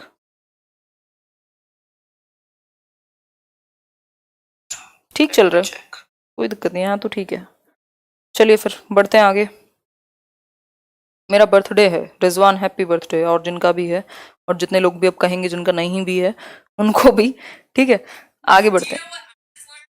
चलिए कंटिन्यू रखिए, बिल्कुल। चलिए फिर पीछे चलते हैं वापस से। अभी तो वाइगॉस्की है, फिर कोहलबर्ग करेंगे। बाकी की 2 चीजें भी आती हैं, सीसीएस पढ़ा था ना हमने। देखो डिसेंट्रेशन है जब आप एक ही एस्पेक्ट में ना देखें, एक चीज के बाकी भी तरीके हो सकते हैं, उसके बाकी भी एस्पेक्ट हो सकते हैं, ये आप देखने लगे। सिर्फ एक ही एस्पेक्ट पर फोकस ना करें, पूरी एनर्जी आप एक ही जगह नहीं लगाते रहें। जैसा मैंने बताया कि अगर एक बॉक्स है छोटा, तो इसके कलर पर, या तो अगर जो बच्चा सेंट्रेशन में है, मतलब केंद्रीकरण है, विकेंद्रीकरण नहीं आया, तो वो सिर्फ या तो इसका कलर ही देखेगा या तो इसकी शेप ही देखेगा, वो इसके बाकी एस्पेक्ट नहीं देखेगा। ठीक, कि इसकी शेप भी है, इसका कलर भी है, इसमें ये भी फीचर है, ये है। तो ये डिसेंट्रेशन है, जब आप अलग अलग तरीके से या उसके अलग अलग यूजेस को देख सकते हैं या अलग अलग एस्पेक्ट्स को देख सकते हैं। क्लियर हो गई बात? थोड़ा सा समझ लेते हैं अब क्लासिफिकेशन के बारे में। क्लासिफिकेशन को वर्गीकरण कहते हैं और ये बहुत पूछा जाता है। क्लासिफिकेशन कब आएगा? तो आपकी कॉन्क्रीट ऑपरेशनल स्टेज में 7 से 11 वर्ष में। 7 से 11 वर्ष में क्लासिफिकेशन क्या है? आप अलग अलग विशेषताओं के आधार पर वर्गीकृत कर सकते हैं, अलग अलग कैटेगरीज में विभाजित कर सकते हैं चीजों को। जैसे यहां आप देख रहे हैं ये सर्कल है, यानी वृत्त कहते हैं आई थिंक, तो उसको आपने एक अलग कैटेगरी में डाल दिया। ये स्क्वायर है तो आपने एक अलग साइड में डाल दिया। ये रेक्टेंगल है तो उसको अलग डाल दिया, और उसमें भी कलर देखा कि जो ग्रीन रेक्टेंगल है उसको ग्रीन के साथ रखा, जो व्हाइट रेक्टेंगल है उसको व्हाइट के साथ रखा। यानी कि आप विशेषताओं के आधार पर क्या कर सकते हैं? कैटेगरीज में विभाजित कर सकते हैं, वर्गीकरण कर सकते हैं। दैट इज कॉल्ड क्लासिफिकेशन, यानी कि वर्गीकरण। क्लियर हो गई बात? यहां तक की बात क्लियर? मैच नहीं कर रही वॉइस, कौन कह रहा है? मैच या सही चल रही हैं चीजें? ठीक है, बात आगे बढ़ते हैं। तो ये हुआ क्लासिफिकेशन, जब आप विभाजित कर सकते हैं। सीरिएशन, सीरिएशन क्या है? सीरिएशन मतलब आप सीरीज में विभाजित कर रहे हैं, सीरीज में लगा पा रहे हैं, ये कह सकते हैं। क्रमिक रूप से आप लगा पा रहे हैं, ये कह सकते हैं। भाई छोटा फिर उससे बड़ा, फिर उससे बड़ा, फिर उससे बड़ा, असेंडिंग डिसेंडिंग दोनों ऑर्डर्स में आप लगा सकते हैं। ये है सीरिएशन। जैसे आप देख रहे हैं ये सबसे छोटा, फिर उससे बड़ा, फिर उससे बड़ा, फिर सबसे बड़ा। उसी तरीके से आप सबसे बड़ा, फिर उससे छोटा, फिर उससे छोटा, मतलब असेंडिंग और डिसेंडिंग ऑर्डर में आप सीरीज में लगा सकते हैं, ये कह सकते हैं इसको हम। क्लियर हो गई बात? यहां तक की बात। तो ये एक बेसिक सी बात है, ये क्वेश्चन हम कर चुके हैं। अब आती है फोर्थ स्टेज, जिसके बाद प्याजे खत्म, फिर हम वाइगॉस्की पर जाएंगे और कोहलबर्ग को बहुत अच्छे से करेंगे। अगर मैं बात करूं यहाँ, तो ये फोर्थ स्टेज है, फॉर्मल ऑपरेशनल। ये आखिरी स्टेज है अगर मैं बात करूं प्याजे की। सब कुछ ठीक है, अनामिका कह रही है। अपना रिफ्रेश कर लीजिए, जो कनेक्शन है एक बार बंद करके वीडियो फिर से चला लीजिए, तो शायद ठीक हो जाएगी जो प्रॉब्लम है वॉइस मिसमैच की। फॉर्मल ऑपरेशनल है औपचारिक संक्रियात्मक अवस्था, औपचारिक संक्रियात्मक अवस्था। ठीक है बात? मतलब अब ये हाईएस्ट लेवल है कॉग्निटिव डेवलपमेंट का, जहां बच्चे में इंडक्टिव डिडक्टिव दोनों तरह के थॉट आ चुके हैं। इंडक्टिव तो पहले ही आ गया था। कॉन्क्रीट चीजों को लेकर के हमने एक बात डिस्कस की थी, लॉजिक आया है बच्चे में, वो रीजनिंग लगा पाएगा, लेकिन कहां? उन चीजों को जिनको वो देख सकता है, टच कर सकता है, फील कर सकता है। लेकिन अगर मैं बात करूं यहां के एब्स्ट्रैक्ट चीजों को लेकर के लॉजिक कब आएगा, तो वो आएगा फॉर्मल ऑपरेशनल स्टेज में, क्योंकि एब्स्ट्रैक्ट थिंकिंग, अमूर्त चिंतन जो है वो यहीं डेवलप होगी। एब्स्ट्रैक्ट मतलब आप ऐसे विषयों पर भी, ऐसे जटिल विषयों पर भी सोच सकते हैं जो आपके सामने ना हो, जिनको, जो आपसे रिलेटेड ना हो, दूसरों के पूरे पर्सपेक्टिव्स, उनसे रिलेटेड फीलिंग्स, सारी चीजें आप समझ सकते हैं। तो एब्स्ट्रैक्ट थिंकिंग आ जाएगी इस स्टेज में, ये कह सकते हैं हम। यानी अमूर्त चिंतन, वो चीजें जो आइडियाज में हैं, जो इमेजिनेशंस में हैं, उन पे भी आप सोच पा रहे हैं। तो एब्स्ट्रैक्ट चीजों के बारे में लॉजिक कब आएगा? तो फॉर्मल ऑपरेशनल में। कॉन्क्रीट चीजों के बारे में लॉजिक कब आएगा? तो वो आएगा आपका कॉन्क्रीट ऑपरेशनल में। या सिंपल पूछ ले लॉजिक कब आएगा, तो कॉन्क्रीट ऑपरेशनल में। लेकिन जैसे ही वर्ड लिखा हो एब्स्ट्रैक्ट, एब्स्ट्रैक्ट मतलब अमूर्त, तो समझ जाओ बात कि बात हो रही है फॉर्मल ऑपरेशनल की। ठीक? हाँ, आयु गलत है, सही बोल रहे हो आप, ये गलती से टाइप हो गया होगा। 11 से 15 इसको लिख लेना, 11 ईयर्स एंड अबव लिख लेना। ठीक है बात? क्लियर हो गई बात? 11 साल से 15 वर्ष। कोई बात नहीं गौरव, फिर से देखना, नेटवर्क ठीक नहीं है। अच्छा कोई बात नहीं, क्या कर सकते हैं, भूख लग रही है, खा लो जाके, लेके बैठ जाओ। ठीक? तो ये एक सिंपल सी बात हुई, एब्स्ट्रैक्ट थिंकिंग, डिडक्टिव लॉजिक आ जाएगा। और अगर मैं बात करूं, एक दो चीजें और आती हैं, हाइपोथेटिको डिडक्टिव रीजनिंग, मतलब साइंटिफिक थिंकिंग आ जाएगी, ये कह सकते हैं। हाइपोथेसिस वो कर सकता है, ऐसे कॉम्प्लेक्स टॉपिक्स पर वो सोच सकता है जो उसके सामने नहीं है ना, जो इकोनॉमिस्ट में पाई जा सकती है। अगर कोई इकोनॉमिस्ट आपसे 5 साल पहले ये घोषणा करे कि जो इकोनॉमी है वो डाउन जाएगी, तो मतलब क्या है कि उसने एक ऐसा एनालिसिस किया है जो हाइपोथेटिकल है, जो परिकल्पना है, जो उसके एक्सपीरियंसेस के बेसिस पे है, जो ऐसा नहीं हवा में तीर है, लेकिन कुछ साइंटिफिक स्टडी या कुछ उसकी साइंटिफिक थिंकिंग है जो वो आगे तक का देख पाएगा। या जितनी भी रिसर्च वगैरह कर रहे हैं साइंटिस्ट, वो सब कह सकते हैं हाइपोथेटिको डिडक्टिव लॉजिक का यूज किया जाता है। ठीक है बात? ये एक छोटी सी बात हो गई। अब बात कर लेते हैं लेव वाइगोस्की की। इनकी थियोरी है सोशियो कल्चरल अप्रोच। ये भी कॉग्निटिव डेवलपमेंट की बात करते हैं, बट पियाजे रेडिकल कंस्ट्रक्टिविस्ट हैं, ये सोशल कंस्ट्रक्टिविस्ट हैं। ये समाज से बच्चा निर्माण करेगा नॉलेज का। ये कहेंगे कि समाज और संस्कृति के साथ अंतःक्रिया करके, इंटरेक्शन करके आप अपनी समझ को विकसित करते हैं, ऐसा वाइगोस्की कहेंगे अपने कॉग्निटिव डेवलपमेंट में, यानी इनके संज्ञानात्मक विकास के सिद्धांत पर। ठीक है बात, ठीक हो गई बात, सिंपल बात। अब मुझे नहीं लगता कोई प्रॉब्लम होगी आप लोगों को, आवाज में अभी पूरा क्लियर दिख रहा है। चलिए, ये तो बहुत खुशी की बात है। आगे बढ़ जाएं, वाइगोस्की पर आए। कोई डाउट हो कहीं तो पूछ लो एक बार। पानी पी लो। जी धन्यवाद, thank you so much. Session चलेगा, आराम से बैठो, थोड़ा पेशेंस बना करके। ऑप्शन अलग अलग मिल जाएंगे, ये सारे प्रीवियस ईयर में करा दूंगी सीटेट के, टेंशन ना लो। सीडीपी के लिए टेंशन क्यों लेते हो? चलिए बहुत बढ़िया। हाँ, क्या समझ में नहीं आया वो भी लिखना जरूरी है।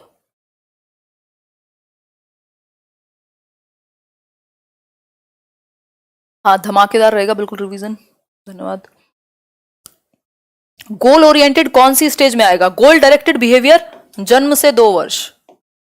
दिशा निर्देशित व्यवहार, उसने रिमोट देख लिया अगर वहां रखा हुआ तो वो उसके लिए वो गोल है अपने आप में, और वो उस दिशा में व्यवहार करेगा। वो चल के जाएगा, उसको टच करेगा, देखेगा जो भी करना है। उसके बाद क्या होगा, वो उसको टच करके उसे नुकसान हो फायदा हो वो बाद में पता लगेगा, लेकिन उसने एक गोल बना लिया और उसकी तरफ वो डायरेक्शन में बढ़ेगा। ठीक है बात, तो ये एक बेसिक सी बात हो गई, क्लियर बात।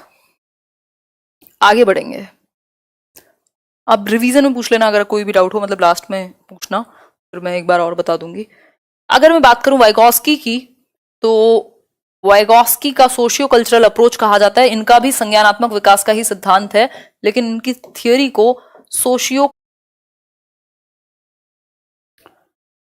देखिए एक बार, अभी चल पा रहा होगा कुछ, ये नेटवर्क इशू है बीच में, बट क्या कर सकते हैं। थियोरी तो आज तीनों कंप्लीट करेंगे चाहे कुछ हो जाए, ठीक है, कोई इशू नहीं है। थियोरीज तो कंप्लीट होंगी तीनों। एक बार आप देखिए, बताइए कि चल पा रहा है कि नहीं, एक बार चेक कीजिए। हाँ, अभी चल रही हैं चीजें, चलिए बहुत बढ़िया, सही है, सही है, सही है। हाँ, देखिए एक बार, वाइगोस्की की अगर मैं बात करूं तो सामाजिक सांस्कृतिक सिद्धांत दिया है इन्होंने। कहा है समाज और संस्कृति के साथ अन्योन्य क्रिया करके, अंतः क्रिया करके, इंटरेक्ट करके हम सीखते हैं। ये रशियन साइकोलॉजिस्ट थे, याद रखने के लिए आपके स्कीमा में फिट हो जाएगा। सिर्फ 38 वर्ष की अवस्था में इनका देहांत हो गया था, लेकिन बहुत एमिनेंट काम किया इन्होंने। एक सोशल कंस्ट्रक्टिविस्ट हैं, सामाजिक रचनावादी हैं। ये बात करेंगे कि समाज के साथ इंटरेक्शन करके रचना करेगा बच्चा अपने संज्ञान की, अपनी नॉलेज की। सोशल और सोसाइटी और कल्चर पर ये बहुत ज्यादा फोकस करेंगे। अब इनके कुछ कुछ मेन इंपॉर्टेंट एस्पेक्ट्स हैं, उनको समझ लेते हैं। इन्होंने 3 एस्पेक्ट्स की बात की है अपनी थियोरी में, 3 चीजें बहुत इंपॉर्टेंट बताई हैं। वो 3 चीजें क्या हैं? एक तो है सोशल इंटरेक्शन, यानी सामाजिक अन्योन्य क्रिया। आप समाज के साथ अंतः क्रिया करते हैं, सामाजिक अंतः क्रिया, ठीक। दूसरा है कल्चर, यानी संस्कृति। आपकी जो संस्कृति है, जो धरोहर चली आ रही है आपकी वन जनरेशन टू अनदर, ठीक। लैंग्वेज मतलब भाषा। तो भाषा क्या है? एक टूल बताया इन्होंने संज्ञानात्मक विकास का, जबकि वाइगोस्की ने, सॉरी, पियाजे ने उसको बहुत ज्यादा इंपॉर्टेंस नहीं दी। तो इस केस में अगर मैं बात करूं, हाँ बिल्कुल स्पीड तेज कर लेंगे, कोई दिक्कत नहीं। अभी आप लोग देखिए थोड़ा सा, अगर मैं बात करूं तो 3 एस्पेक्ट बताए हैं कि समाज के साथ अंतः क्रिया करके बच्चा सीखेगा। मतलब जब आप समाज बड़े होते हैं, सोशल इंटरेक्शन के थ्रू ही आपकी लैंग्वेज डेवलप हो रही है। मतलब आप समाज में हैं, आप लोगों से बात करते हैं, और आपसे बहुत सारी ऐसी चीजें हैं जो आप ग्रुप्स में सीखते हैं। तो ये ग्रुप को काफी फोकस करेंगे, एक दूसरे को कोऑपरेट करके सीखने पर काफी फोकस करेंगे। संस्कृति से जो हमारी धरोहर चीजें चली आ रही हैं उनसे सीखने पर काफी फोकस करेंगे, और लैंग्वेज को एक टूल बताएंगे संज्ञानात्मक विकास का, जिससे आपकी समझ जो है वो बेहतर होगी। परस्पर सहयोग की बात करेंगे, बिल्कुल सही लिखा है आपने पुष्कर जी। आगे बढ़ेंगे, तो ये 3 चीजें हुई। अब वाइगोस्की की बात लैंग्वेज के ऊपर देख लेते हैं। वाइगोस्की ने कहा है कि लैंग्वेज कहां से डेवलप होती है? सोशल इंटरेक्शन से। सोशल इंटरेक्शन मतलब जब आप समाज के साथ इंटरेक्ट करते हैं, भाई आपकी मम्मी पापा भाई बहन कोई भी रिश्तेदार अगर घर पर आएगा तो वो बात आपसे किस में करेंगे, भाषा में। तो ऐसे ही आप इंटरेक्ट कर करके, अंतःक्रिया कर करके उनके साथ भाषा को सीख लेते हैं। तो लैंग्वेज के डेवलप होने में बहुत बड़ा रोल किसका है, समाज का है, सामाजिक अंतःक्रिया का है। बिल्कुल सही बात है Usha ji. Vygotsky viewed language as man's greatest tool for communicating with the outside world. ये जो व्यक्ति है उसके लिए, ह्यूमन के लिए लैंग्वेज क्या है, सबसे बड़ा टूल है जिसके थ्रू आप अपनी बात को कम्युनिकेट कर सकते हैं, अपनी बात को आगे तक के लिए संजो करके रख सकते हैं। ठीक, आगे बढ़ेंगे नेक्स्ट पॉइंट पर। इन्होंने 3 प्रकार की लैंग्वेज की बात की है। अगर मैं बात करूं 3 फॉर्म्स की बात की है लैंग्वेज की, जो आपका 1 नंबर का क्वेश्चन लैंग्वेज में भी आता है। सोशल स्पीच यानी सामाजिक वाक, प्राइवेट स्पीच यानी निज वाक या व्यक्तिगत वाक कह सकते हैं, और फिर है साइलेंट इनर स्पीच। इसको हिंदी में नहीं पता क्या कहेंगे बट इंपॉर्टेंट है। तीनों टाइप्स को समझ लेते हैं। ये कहानी को छोड़ दीजिएगा, इसको बाद में पढ़ लीजिएगा नोट्स में या पीडीएफ में। अगर मैं बात करूं यहाँ तो इन तीनों प्रकार को समझेंगे 1 मिनट का समय लगेगा बस। देखते हैं एक बार। जो वाइगॉस्की के अनुसार 3 प्रकार की स्पीच है। ये 3 प्रकार कौन से हैं? स्पीच के ये फॉर्म्स हैं, यानी भाषा के प्रकार हैं वाइगॉस्की के अकॉर्डिंग। पहला है प्राइवेट,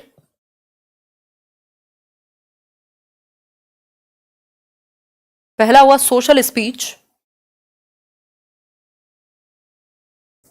सोशल स्पीच। दूसरा है आपका प्राइवेट स्पीच, जिसको निजी वाक कह सकते हैं, और तीसरा है silent inner speech, silent inner speech. ठीक है, बात क्लियर हो गई यहां तक की बात? हाँ, नीरव वाक बहुत बड़े सूचना जी। ठीक, अगर मैं बात करूं सोशल स्पीच की तो ये 2 साल के आसपास बच्चा बोलने लग जाता है। ठीक, 2 साल के आसपास बच्चा बोलने लग जाएगा। वो प्रोफेसर स्मिथ वाली बात पे आप याद कर सकते हैं कि 1 साल में 3 वर्ड की वोकैबुलरी है, फिर 2 साल में 272 और 5 साल में 2072, यानी वो 2 वर्ड्स को जोड़ करके एक वाक्य बनाने लग जाएगा 2 साल में। टेलीग्राफिक स्पीच मतलब वो बोलने लगेगा, थोड़ा थोड़ा कुछ आपसे मांगने लगेगा, दूध या जो भी उसको चाहिए। तो ये हो गई सोशल स्पीच, जब बच्चा समाज में बात करे, मतलब बाहर वो बात कर रहा है आपसे या किसी और से, खुद से नहीं। फिर है प्राइवेट स्पीच। प्राइवेट स्पीच को निजी वाक कहते हैं।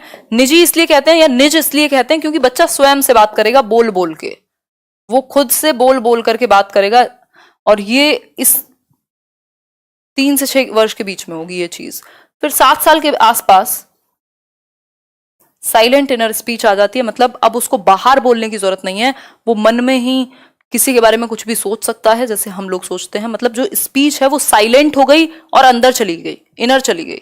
ठीक, तो ये कह सकते हैं। यहां सबसे पहले जो एक बात पूछी जाती है वो आती है प्राइवेट स्पीच की। बहुत बार ये क्वेश्चन आता है। प्राइवेट स्पीच है जब बच्चा बोल बोल कर खुद से ही बात करे। तो वाइगॉस्की कहते हैं वो खुद को डायरेक्शन देगा, खुद को वो दिशा देता है जब वो बोल बोल करके खुद से बात करे। मान लीजिए ये उसकी कोई एक उसने रेलगाड़ी बनाई है, कोई एक ट्रेन का वो पटरी बनाने में लगा हुआ है, तो वो कहेगा ये वाला पीस कहाँ गया। कोई पजल सॉल्व करने में लगा हुआ है तो कि ये वाला कलर कहाँ गया, ये वाला पीस कहाँ गया, इसको कैसे अरेंज करना है, ये सारी चीजें आएंगी। ठीक, मौन वाक भी कह सकते हैं साइलेंट इनर स्पीच को, ये मन में होगा। सोशल स्पीच जब बच्चा सबसे बोल करके बात करेगा। ठीक है बात, अपने एक्शंस को गाइड करता है बच्चा, ऐसा वाइगॉस्की कहेंगे कि भाई वो खुद से ही बोल बोल कर बात इसलिए करता है ताकि खुद को डायरेक्शन दे सके, खुद को एक दिशा दे सके, खेल में भी और वैसे भी, और ये इसके संज्ञानात्मक विकास में हेल्प करेगी जो आपकी लैंग्वेज है, ऐसा वाइगॉस्की मानेंगे। ठीक है बात, सिंपल। रिफ्रेश करके चलाओ या फिर से चलाओ यार, मेरे फोन में तो सब कुछ ठीक चल रहा है, पता नहीं आप लोगों को कैसे आगे पीछे लग रहा है, क्या कर सकते हैं, इंटरनेट है। फिर हैं सम अदर इंपॉर्टेंट टर्म्स, कुछ और टर्म्स हैं जो वाइगॉस्की ने जिनके बारे में बात की है, बहुत शॉर्ट में समझते हुए चलेंगे, फिर कोहलबर्ग की थ्योरी पर समझेंगे। जोन ऑफ प्रॉक्सिमल डेवलपमेंट, एक दायरा है जहां तक आपका संभावित विकास का क्षेत्र है, ये यहां तक आप सीख सकते हैं, मतलब आप सीटेट क्रैक कर सकते हैं, ये आपके जोन में है, संभावित विकास के क्षेत्र में है कि यहां तक संभावना है आपका विकास हो सकता है।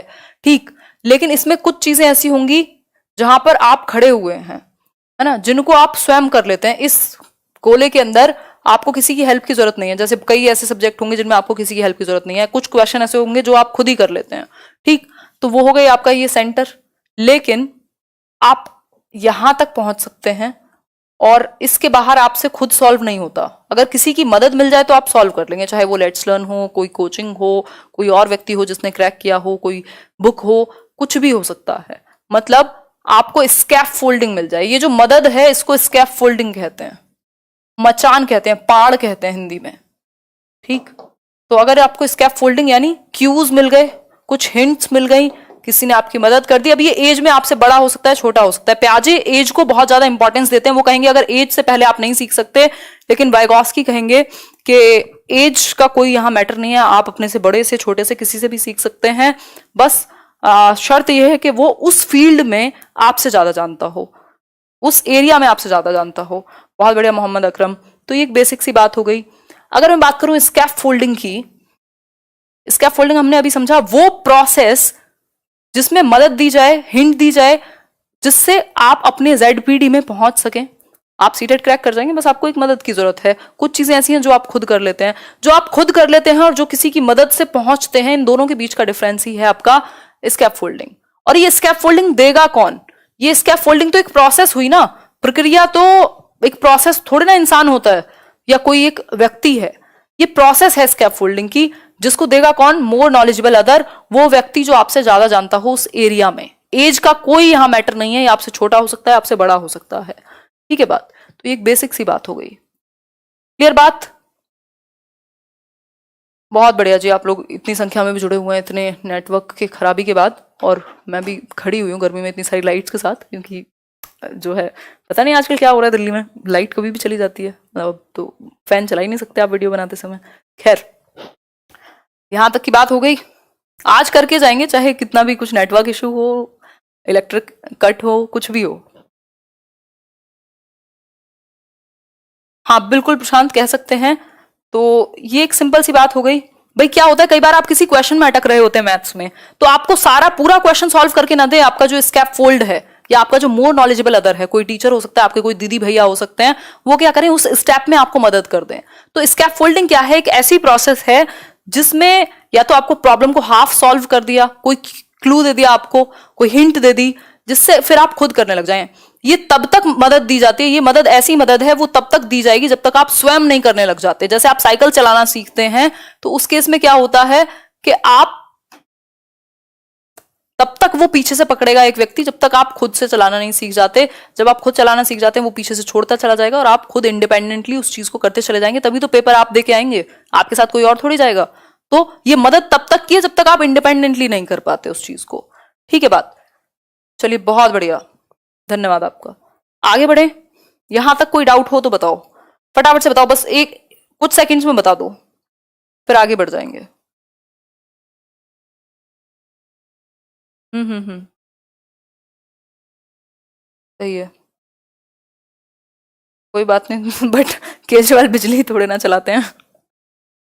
खैर कोई बात नहीं, ठीक है, बहुत सारे लोगों को हो रहा है और भी, नो डाउट। चलिए फिर आगे बढ़ते हैं। तो ये ZPD या स्कैफ फोल्डिंग या मोर नॉलेजेबल अदर की अगर हम बात करें, तो ZPD है वो दायरा, वो सर्कल जहां तक आपका विकास संभावित रूप से हो सकता है। एक एरिया वो भी होगा जिसके बाहर आप सीख ही नहीं सकते, वो ZPD के बाहर की बात हो गई।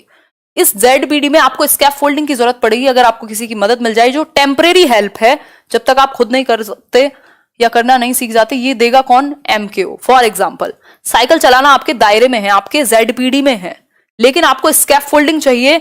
आप पैडल तो मार सकते हैं, आप पकड़ भी सकते हैं हैंडल, ये आपका खुद एक्चुअल में आप जो कर सकते हैं, लेकिन आपको एक मदद चाहिए यहां तक पहुंचने के लिए। तो जो आप खुद कर सकते हैं, इस पे बैठ सकते हैं आप खुद, और जो आप मदद के साथ कर सकते हैं, उसी के बीच के डिफरेंस को हम यहाँ क्या कह रहे हैं? ZPD कह रहे हैं। ठीक, मतलब जो आपके फादर हैं या कोई भी आपसे बड़ा है, वो मोर नॉलेजेबल अदर बन गया, और ये जो प्रोसेस है हेल्प की, ये स्कैफ फोल्डिंग कहलाएगी। और यहाँ ये स्कैफ फोल्डिंग हटा दी जाएगी। ये तब तक की सीढ़ी है जब तक आप ऊपर पहुंच नहीं जाते, फिर आपको हटा दिया जाएगा जो हेल्प है। तो ये टेम्परेरी स्ट्रक्चर ऑफ हेल्प है, परमानेंट नहीं है। एक क्वेश्चन कर लेते हैं यहां से। While working on a jigsaw puzzle, 5 years old Najma says to herself, "Where is the blue piece? No, not this one. Darker one that would go here and make this shoe." This kind of talk is referred to by Vygotsky. मतलब एक question है simple आपसे कि अगर मैं बात करूं तो एक बच्ची है नजमा, संभावित विकास का क्षेत्र कहते हैं कुणाल, मैं कई बार बता चुकी हूँ। हिंदी वालों के साथ, सबके साथ तो ऐसे जनरलाइज नहीं कर सकते, बट कुछ लोगों के साथ समस्या ये होती है वो ध्यान से नहीं सुनते और ट्रांसलेशन में उनको लगता है जो लिखा है मैंने बोला नहीं है। बहुत सारी चीजें मैं ट्रांसलेट कर देती हूँ, ठीक है। तो थोड़ा सा समझिए, 5वीं क्लास में तो है नहीं यार आप लोग। जिगसॉ पहेली को करते समय 5 वर्ष की नजमा स्वयं से कहती हैं, वो खुद से बोल रही है करते हुए। एक पजल है, उसमें कुछ नीले बॉक्सेस हैं, कुछ रेड बॉक्सेस हैं, उनको लगाते हुए एक नीला बॉक्स उठाया और कहा यार ये वाला नहीं, वो ब्लू वाला। हम भी कई बार करते हैं, अरे ये ऐसे क्यों नहीं हो रहा क्वेश्चन, मतलब हम खुद से बात कर रहे हैं। तो ये क्या है, वाइगॉस्की इसको क्या कहेंगे? Talk allowed, private speech, ego centric या स्कैफोल्डिंग? फटाफट से आंसर कीजिए। ईगो सेंट्रिक बिल्कुल नहीं लिखेंगे। ईगो सेंट्रिक तो प्याजे ने कहा है, और प्याजे ने कहा है ये किसी काम की नहीं है। लेकिन इसको प्राइवेट स्पीच वाइगॉस्की कहेंगे, क्योंकि बच्चा खुद को निर्देशन देता है, इसको करते समय खुद को संबोधित करता है, व्यक्तिगत वार्ता में खुद को डायरेक्शन देगा। उसको पता है ना वो क्या कर रहा है, तो वो खुद को ही डायरेक्शन देने का काम करेगा। ठीक है, लर्न विथ फन रवि। आगे बढ़ जाएंगे। Giving cues to children and offering support as and when needed is an example of. मतलब आप बच्चों को क्लू दे रहे हैं, आवश्यकता पड़ने पर सहयोग दे रहे हैं, हिंट दे रहे हैं, और ये चाहे एक एग्जाम्पल की फॉर्म में हो सकता है। ये किसका एग्जाम्पल है, ये जो आप टेम्परेरी हेल्प दे रहे हैं? ये मॉडलिंग का एग्जाम्पल है, स्कैफोल्डिंग का, रीइंफोर्समेंट का, या कंडीशनिंग का? आंसर कीजिए फटाफट से, फिर आगे बढ़ेंगे। स्कैफोल्डिंग एग्जैक्टली, इसमें कोई डाउट नहीं है। ये मचान या पाड़ या फिर ढांचा कह सकते हैं कि ये टेम्परेरी हेल्प है। ये टेम्परेरी हेल्प है, हमेशा नहीं। आपको वहां हेल्प दी जाएगी जहां पर आप अटक रहे हैं, और उतनी दी जाएगी जब तक आप खुद इंडिपेंडेंटली नहीं कर लेते किसी चीज को। आगे बढ़ जाते हैं नेक्स्ट पॉइंट पर। वाइगॉस्की की थियरी हम खत्म कर चुके हैं, अब हम आएंगे कोहलबर्ग का। ये कोहलबर्ग पर, ये आज के लिए लास्ट थियरी होगी। What is MKO? More knowledgeable other क्या है? MKO is the flexibility of a facilitator. MKO refers to anyone who has better understanding or a higher ability level than the learner. या फिर MKO refers to the ability of children to make use of knowledge. या फिर MKO is the abbreviation for more knowledgeable operations. Other होता है, operations नहीं होता। बताइए एक बार फटाफट से आंसर करके, फिर खत्म तो नहीं करेंगे अभी, 15-20 मिनट में और नेक्स्ट थियरी को समझेंगे। किसी ने पूछा भी था, उसमें डाउट है आपको कोहलबर्ग में, उसको भी क्लियर करेंगे। यार ये माइक बिल्कुल कस जाता है।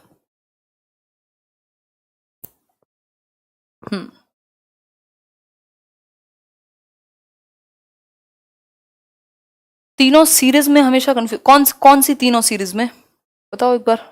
मतलब कोहलबर्ग की बात कर रहे हो या इनकी बात कर रहे हो? बताओ बताओ। सही है, बी ऑप्शन। मतलब MKO refers to anyone who has better understanding or a higher ability level than the learner। यही बात हमने की थी उस एक क्षेत्र में। हो सकता है आप खाना बनाना मुझसे अच्छा जानते हो सकता है आप कुछ और किसी और से अच्छा जानते हो, लेकिन कुछ ना कुछ ऐसा होगा जो उस एक पर्टिकुलर व्यक्ति के बारे में विशेष होगा। यानी कि ऐसा कुछ हो सकता है जो आप हर किसी से सीख सकते हैं, या किसी से कुछ ना कुछ सीखा जा सकता है। तो वो कुछ ना कुछ का मतलब है जिस फील्ड में कोई एक व्यक्ति आपसे ज्यादा जानता हो, आपसे अंडरस्टैंडिंग बेहतर हो, आपसे लेवल एबिलिटी का जो लेवल है वो बेहतर हो, तभी तो आप उससे सीख पाएंगे ना।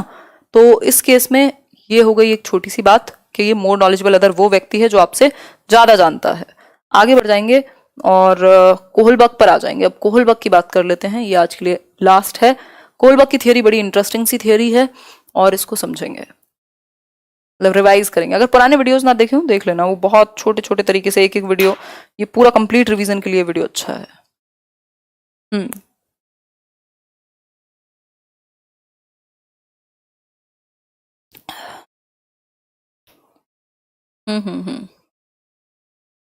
प्री ऑपरेशनल में सीखेगा वो, सिंबॉलिक थॉट की अगर हम बात कर रहे हैं तो। सही है सही है, बहुत बढ़िया आबा। चलिए फिर अगर मैं बात करूं कोहलबर्ग की, तो कोहलबर्ग का नैतिक विकास का सिद्धांत है। नैतिक विकास यानी कि मॉरल डेवलपमेंट, हम सभी जानते हैं। अगर मैं कोहलबर्ग की बात करूं तो कोहलबर्ग ने, नैतिक विकास है क्या पहले ये बताओ। नैतिक विकास में बेसिकली हम बात करें तो कुछ ये सोशल डेवलपमेंट से जुड़ा हुआ है। कुछ ऐसे प्रिंसिपल्स हैं, कुछ ऐसे सिद्धांत हैं जो हमें बताते हैं कि ये चीज सही है, ये चीज गलत है, इधर जाएं या इधर जाएं। ठीक, तो ये बेसिक प्रिंसिपल्स हैं अबाउट रॉन्ग और राइट। ठीक, तो ये कोहलबर्ग हैं। और कोहलबर्ग ने क्या किया था, कुछ 16-17 साल तक के बॉयज को लिया था जो एडोलेसेंट थे, और उन पर अपना क्या कहें, एक्सपेरिमेंट कहें, या फिर उनको बहुत सारी स्टोरीज या डिलेमास दी। डिलेमा क्या है? दुविधाएं, यानी कहानियां सुनाई, और वो ऐसी कहानियां थी जिनमें दुविधा थी, जिनमें डिसीजन लेने में फंसेगा इंसान। डिलेमा होता है इधर जाएं या इधर जाएं, कोई एक रास्ता आपको चूज करना पड़ेगा, और दोनों में से जो दोनों ही रास्ते हैं उनको एक रास्ता चूज करना बहुत मुश्किल है।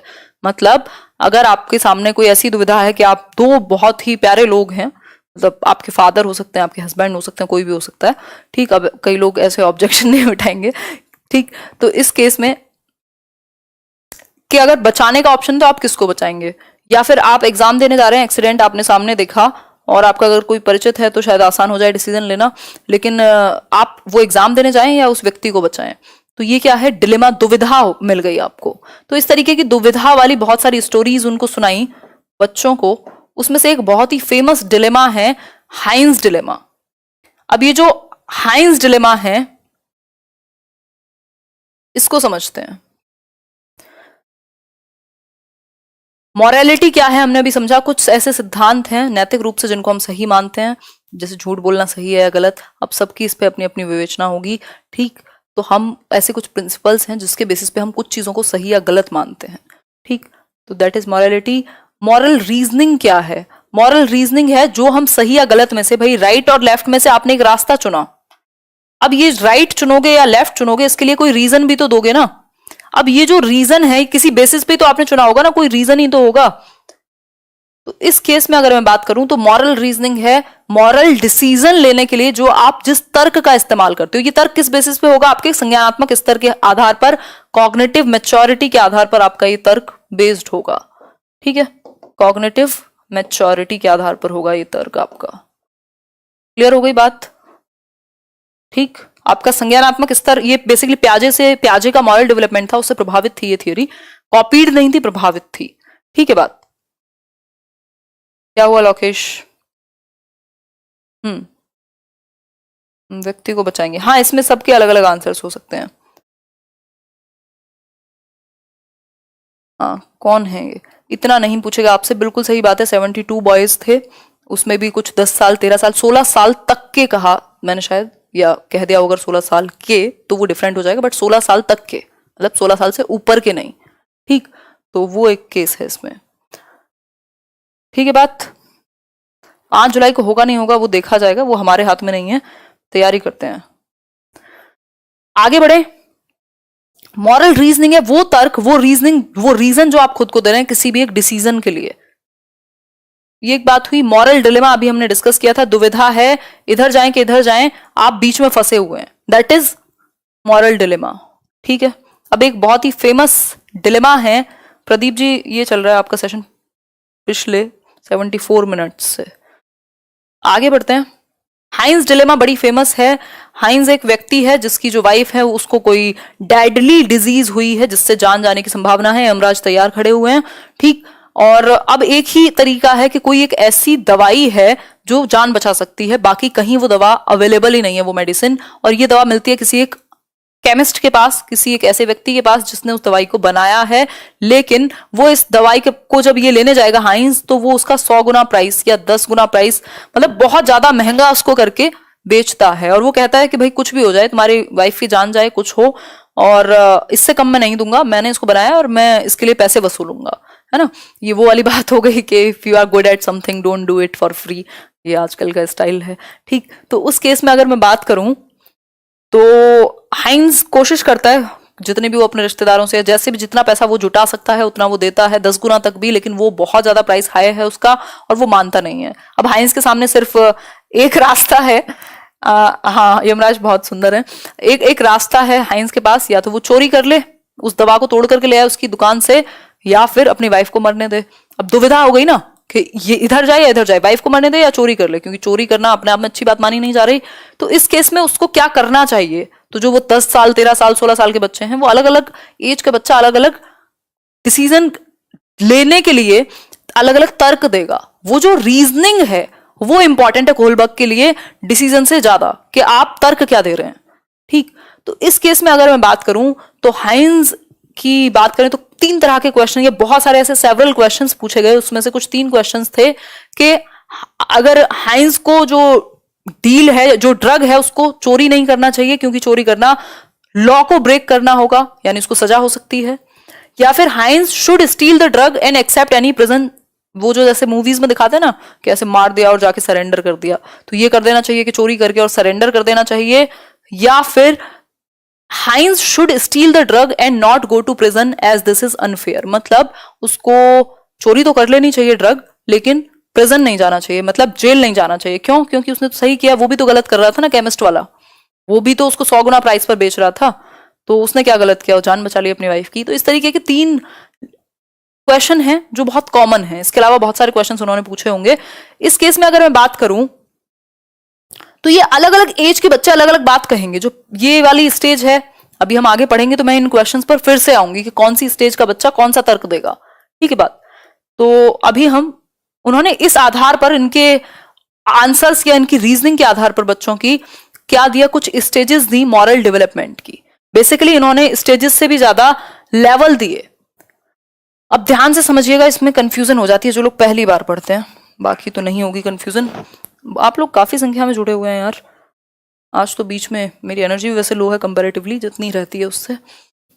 देखिए एक बार, अगर मैं बात करूं तो कोहलबर्ग ने लेवल दिए, स्तर कह सकते हैं।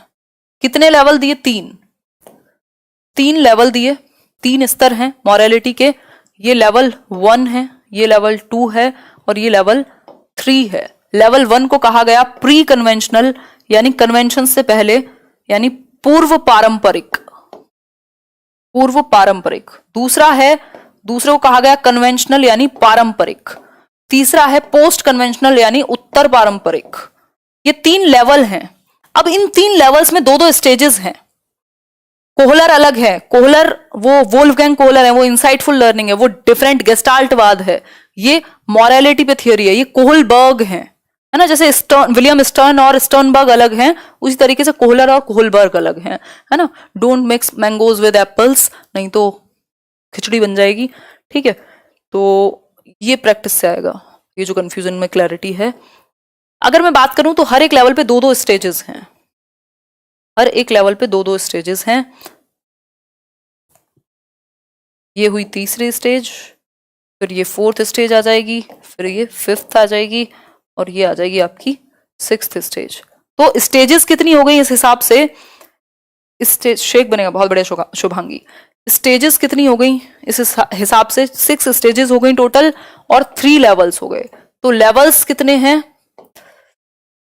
कमर में भी दर्द है भाई, बुढ़ापा नजदीक है मेरा सॉरी। स्टेजेस कितने हैं?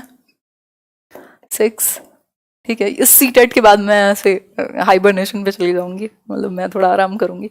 खैर, ऐसा मैं हर सीटेट में बोलती हूँ और आज तक वो हुआ नहीं है, बट इस बार होगा, है ना।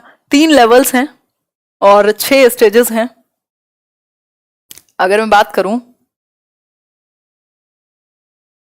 तो 3 लेवल में हर एक लेवल पे 2-2 स्टेजेस शामिल हैं, ये बात जरूर ध्यान में रखिएगा। अगर आपसे लेवल पूछा है यानी स्तर पूछा है, स्तर पूछे हैं तो सिर्फ 3 स्तर हैं, और अगर आपसे चरण पूछे हैं तो चरण हैं आपके 6।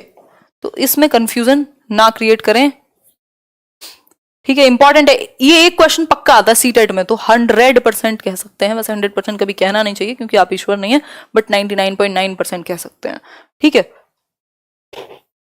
एक जोक सुना दो, हाँ पेमेंट भिजवा देना स्टैंड अप कॉमेडी का, सुना देंगे मजाक कर रही हूँ। हाँ सही है,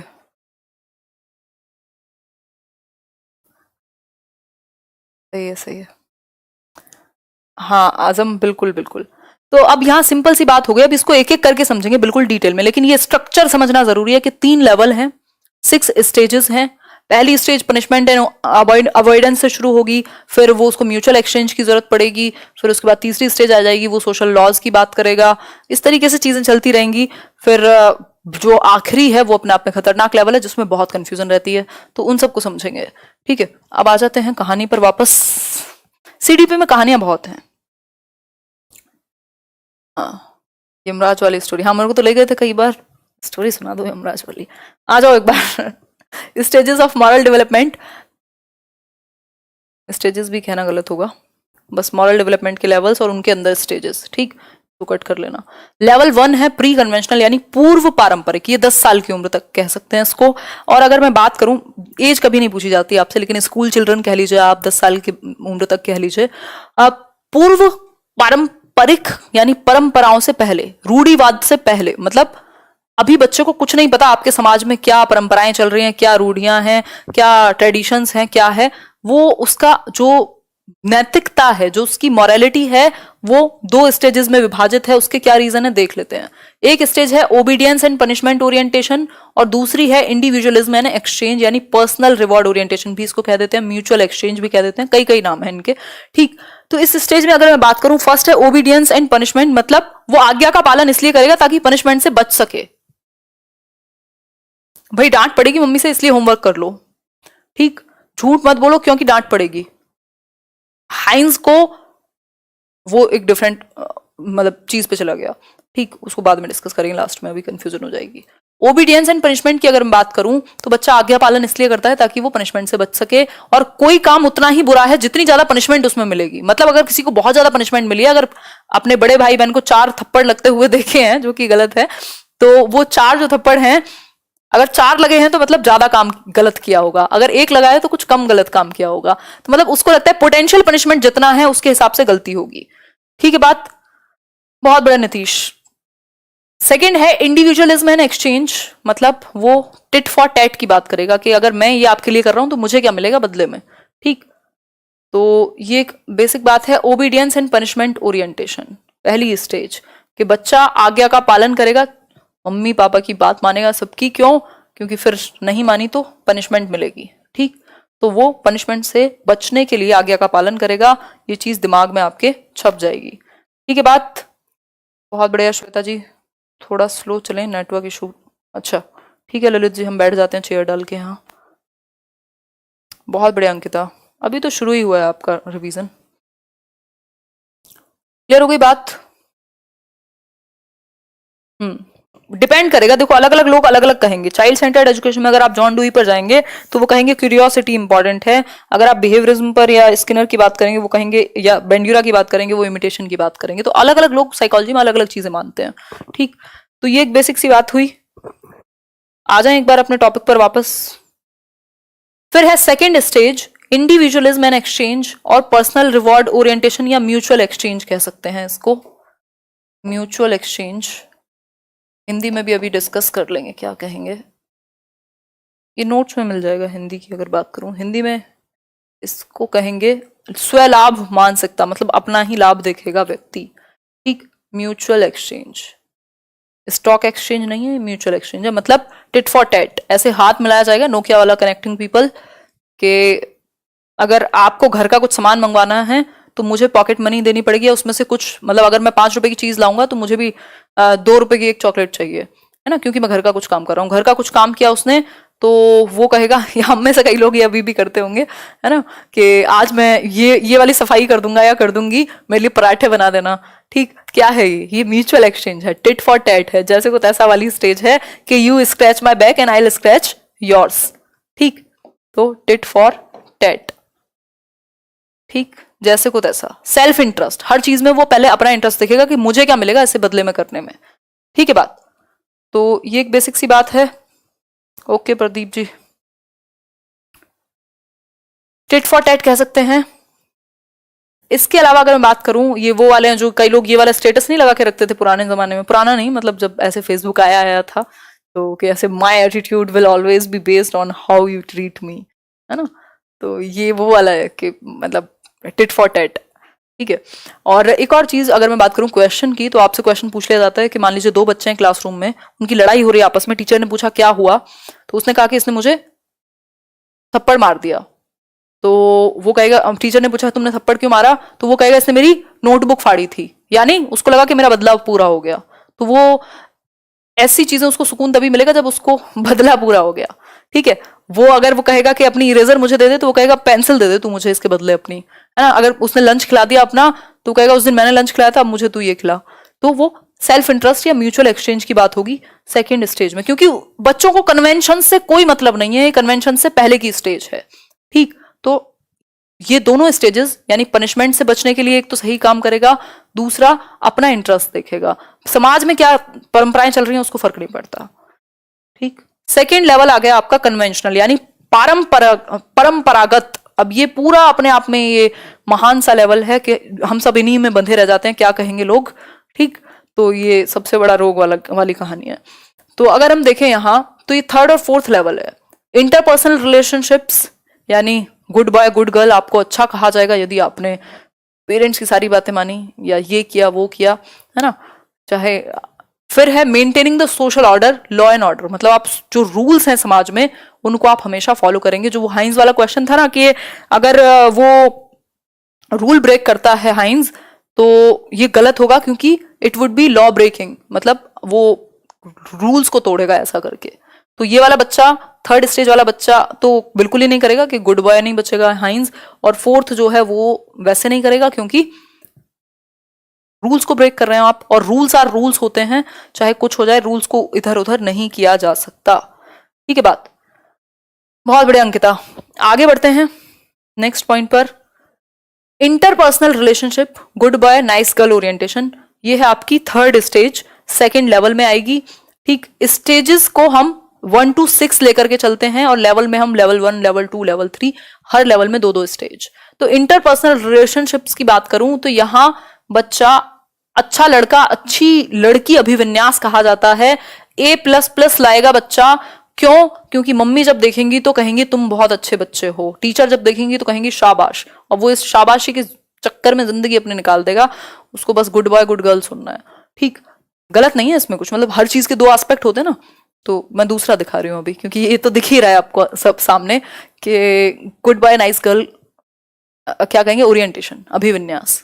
ठीक, तो वो अच्छा लड़का अच्छी लड़की, अभी भी तारीफ सुनना है। ऐसे बहुत सारे ऐसे टीचर्स हैं स्पेशली, मतलब ऐसे तो ये तो जेंडर बायस हो जाएगा, बट ठीक है, मतलब जैसा माना जाता है, और कि थोड़ी तारीफ कर दो आप, ऐसे कि कोई आंटी आई हो ऐसे तारीफ कर दो आप, वो बहुत बढ़िया आंटी, अच्छे लग रहे हो, वो एकदम नेक्स्ट लेवल। तो ये क्या क्या है, मतलब खुश हो जाएगा, good boy good girl orientation. तो मॉरलिटी किस चीज पे बेस्ड है कि अच्छा लगेगा, है ना, अच्छा सुनने को मिलेगा। You are good girl ma'am, देखो तृप्ता ले लो मजे लो सही है सही है। फिर है fourth, maintaining the social order, law and order की स्टेज है ये, है ना। तो एक और क्वेश्चन जैसे आपसे पूछा जाता है कि तुम्हारे पेरेंट्स तुम पर बहुत ही गर्व महसूस करेंगे यदि तुम फर्स्ट आओगे, यदि तुम सच बोलोगे। तो ये क्या है, good boy good girl orientation. देखो क्योंकि इंसान में, ह्यूमंस में इमोशंस है ना, अगर आप सबसे ज्यादा बेहतर तरीके से किसी को कंट्रोल कर सकते हो तो वो इमोशंस है ना। तो आप इमोशंस के लेवल पे खेल सकते हो, मतलब ये कह सकते हैं, और ये खतरनाक है अपने आप में। मतलब मैं खेलना नहीं सिखा रही हूँ आपको, मैं इवन ये बता रही हूँ कि ये बहुत खतरनाक है। तो इमोशंस को अपने मैनेज करके चलिए, अपने हाथ में रखिए अपनी चाबी, नहीं तो मुश्किल तो होगी ही, बट ठीक है, आग का दरिया है, डूब के जाओगे ये फोर्थ स्टेज है, ज्यादा रात हो गई, दिमाग चल गया मेरा देखो एक बार, हाँ बहुत बढ़िया शुभम, एक ही बात है श्वेता, एक ही बात है।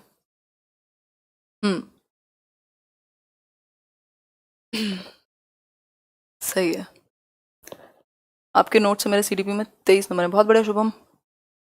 हाँ बहुत टाइम के बाद सीडीपी वीडियो, अभी तो रिवीजन चलेगा प्रॉपर, मैं पूरा सिलेबस कराऊंगी सीटेट का, रिवाइज करा दूंगी पूरा। शायर हो जाते हो, शायरी तो बताएंगे कभी। Maintaining the social order, law and order, अब ये रूल्स आर रूल्स वाली स्टेज है ना। वो होता नहीं था ऐसे, हमारे यहाँ तो बहुत होता था, मतलब ये जो वो एक ऐसे, जब मैं छोटी क्लासेस में थी तो हमारे स्कूल में डिसिप्लिन को बहुत ज़्यादा फॉलो करते थे। हालांकि हमारे जैसे बच्चे मजेदार होते हैं, वो कहाँ मानते हैं।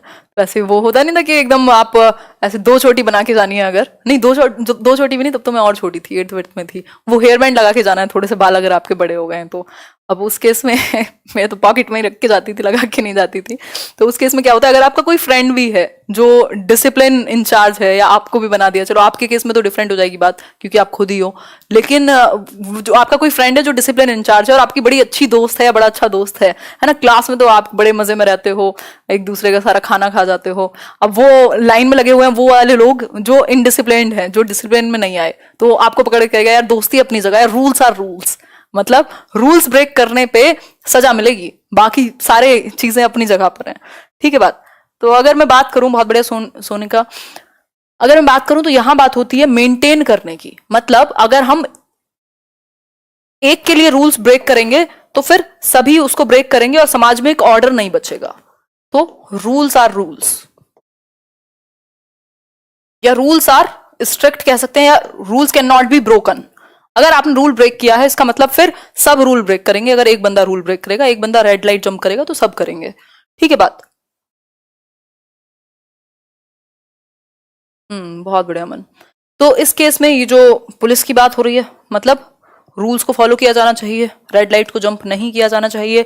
एक व्यक्ति रेड लाइट जंप करेगा, सब करेंगे। मतलब अगर एक भी व्यक्ति, क्योंकि रूल्स किस लिए हैं, समाज में एक सोशल ऑर्डर बना रहे, सारी चीजें ठीक से होती रहें। अदरवाइज सब अपने अपने मन से चलेंगे और कोई ऑर्डर नहीं बचेगा, और जब ऑर्डर नहीं बचेगा तो फिर तो पता नहीं क्या ही होगा। फिर है लेवल 3, पोस्ट कन्वेंशनल लेवल। अब ये परंपराओं से दूर चले गए आप, अब आपकी एक इंडिविजुअल मॉरलिटी, आप एक अलग ही लेवल पे हैं। ये हाईएस्ट लेवल है मॉरलिटी का, 2% लोग भी शायद पहुंच नहीं पाते इसके 6th स्टेज में। ठीक है बात। बिल्कुल फास्ट करो। अरे प्रिया खत्म होने वाला है, कोई दिक्कत नहीं है, सो जाना, रोज सोते ही हो। पॉइंट है सोशल कॉन्ट्रैक्ट। अगर बहुत ज्यादा फास्ट करने पे यही होता है, मुझे लग रहा है प्याजे मैंने काफी फास्ट पढ़ा दिया है, तो उस चक्कर में कई लोगों ने जो पहली बार पढ़ा होगा उनको दिक्कत हुई होगी। खैर, social contract and individual rights और यूनिवर्सल एथिकल प्रिंसिपल, ये 2 स्टेजेस हैं इस लेवल की। ठीक है, ये वाला लेवल सबसे हाईएस्ट है, मतलब कि सिर्फ 1-2% लोग ही पहुंच पाते हैं यहां तक, मुश्किल है। देखते हैं एक बार। 5वें को कहेंगे सामाजिक संविदा, और इसको कहेंगे सार्वभौमिक नैतिकता। देखो ये social contract and individual right के बारे में बात करेगा, वो सोशल लॉज की बात हो रही थी जो 4th स्टेज थी, तो उसमें बड़ी कंफ्यूजन हो जाती है कई लोगों को 4th और 5th में। 4th क्या है, maintaining the social order, law and order की स्टेज है कि आप नियम कायदे कानून बना के रखें समाज में ताकि एक ऑर्डर मेंटेन हो सके। लेकिन 5th स्टेज कहती है कि इंडिविजुअल के कुछ राइट्स भी है। मान लिया समाज का एक ऑर्डर हो, एक कॉन्ट्रैक्ट रहना चाहिए, लेकिन इंडिविजुअल के कुछ राइट्स भी हैं, और अगर उसको लगे कि मेरे जो राइट्स हैं वो उनका हनन हो रहा है, तो वो क्या करे, आवाज उठा सकता है, या रूल्स को बदला जा सकता है यदि वो भले में नहीं है या भले के लिए नहीं है तो। ठीक, जैसे वो वाला क्वेश्चन आपको याद होगा कि एक व्यक्ति है जो इनकम टैक्स नहीं देता, उस पर लीगल प्रोसीडिंग होने के बाद भी, तो वो किस लेवल पर है, यानी 3rd लेवल पर है, पोस्ट कन्वेंशनल पर, और स्टेज पूछ लेता तो 5th हो जाता। ठीक है बात। तो ये एक बेसिक सी बात है। पानी पी लें थोड़ा सा। ओके स्नेहा, चलिए देखिए, social contract and individual rights, सामाजिक अभिविन्यास कहेंगे, और इंडिविजुअल के कुछ राइट्स हैं। मतलब आप अगर समाज के लिए सामने भी आना पड़े, या आपको लड़ना भी पड़े, या आपको अपने लिए भी अगर आपको लग रहा है कोई रूल ठीक नहीं, तो एक इंडिविजुअल भी अपने राइट्स के लिए खड़ा हो सकता है। यहाँ रिश्वत नहीं लेनी या रिश्वत के अगेंस्ट खड़ा होना, बोलते हैं ना पूरे सिस्टम के खिलाफ एक व्यक्ति, उस तरीके से। ठीक, अपने रूल्स के लिए, बेसिकली इंडिविजुअल ज्यादा है, ये इंडिविजुअल है आपके इंडिविजुअल नीड्स को लेकर के। लेकिन यहां आपको लगता है कि मतलब मैं दुनिया की क्यों मानूं, मैं, मेरे अपने रूल्स हैं, मैं अपने तरीके से चलूंगा, ये सारी चीजें। या फिर आपको लगेगा कि अगर कोई प्रॉब्लम है, इमरजेंसी है, तो आप रेड लाइट जंप कर सकते हो, क्योंकि समाज के लिए है नियम, लेकिन इंडिविजुअल के कुछ राइट्स भी हैं, और एक्सेप्शन में ऐसा किया जा सकता है। ठीक, अगर हम बात करें 6th स्टेज की, तो ये है भयंकर लेवल, जो लास्ट लेवल है, यूनिवर्सल एथिकल प्रिंसिपल, सार्वभौमिक सिद्धांत कहेंगे। इसमें ऐसे लोग जो बहुत बड़ी पॉपुलेशन के लिए, बहुत बड़े वर्ग के लिए, लोगों के लिए खुद को भी या खुद की जान तक को भी दाव पे लगा सकते हैं। जैसे वो कारगिल वाला क्वेश्चन था ना, कारगिल में एक मेजर हैं जो उनको पता है कि उनकी जान को खतरा है, फिर भी वो लड़ते हैं, उस तरीके का एक क्वेश्चन आया हुआ है। तो वो क्या है, वो यूनिवर्सल एथिकल प्रिंसिपल है। यहाँ आप काइंड ऑफ हल्के फुल्के स्पिरिचुअलिटी से जुड़ सकते हैं, जो भी एक हाईएस्ट लेवल है, ये कह सकते हैं।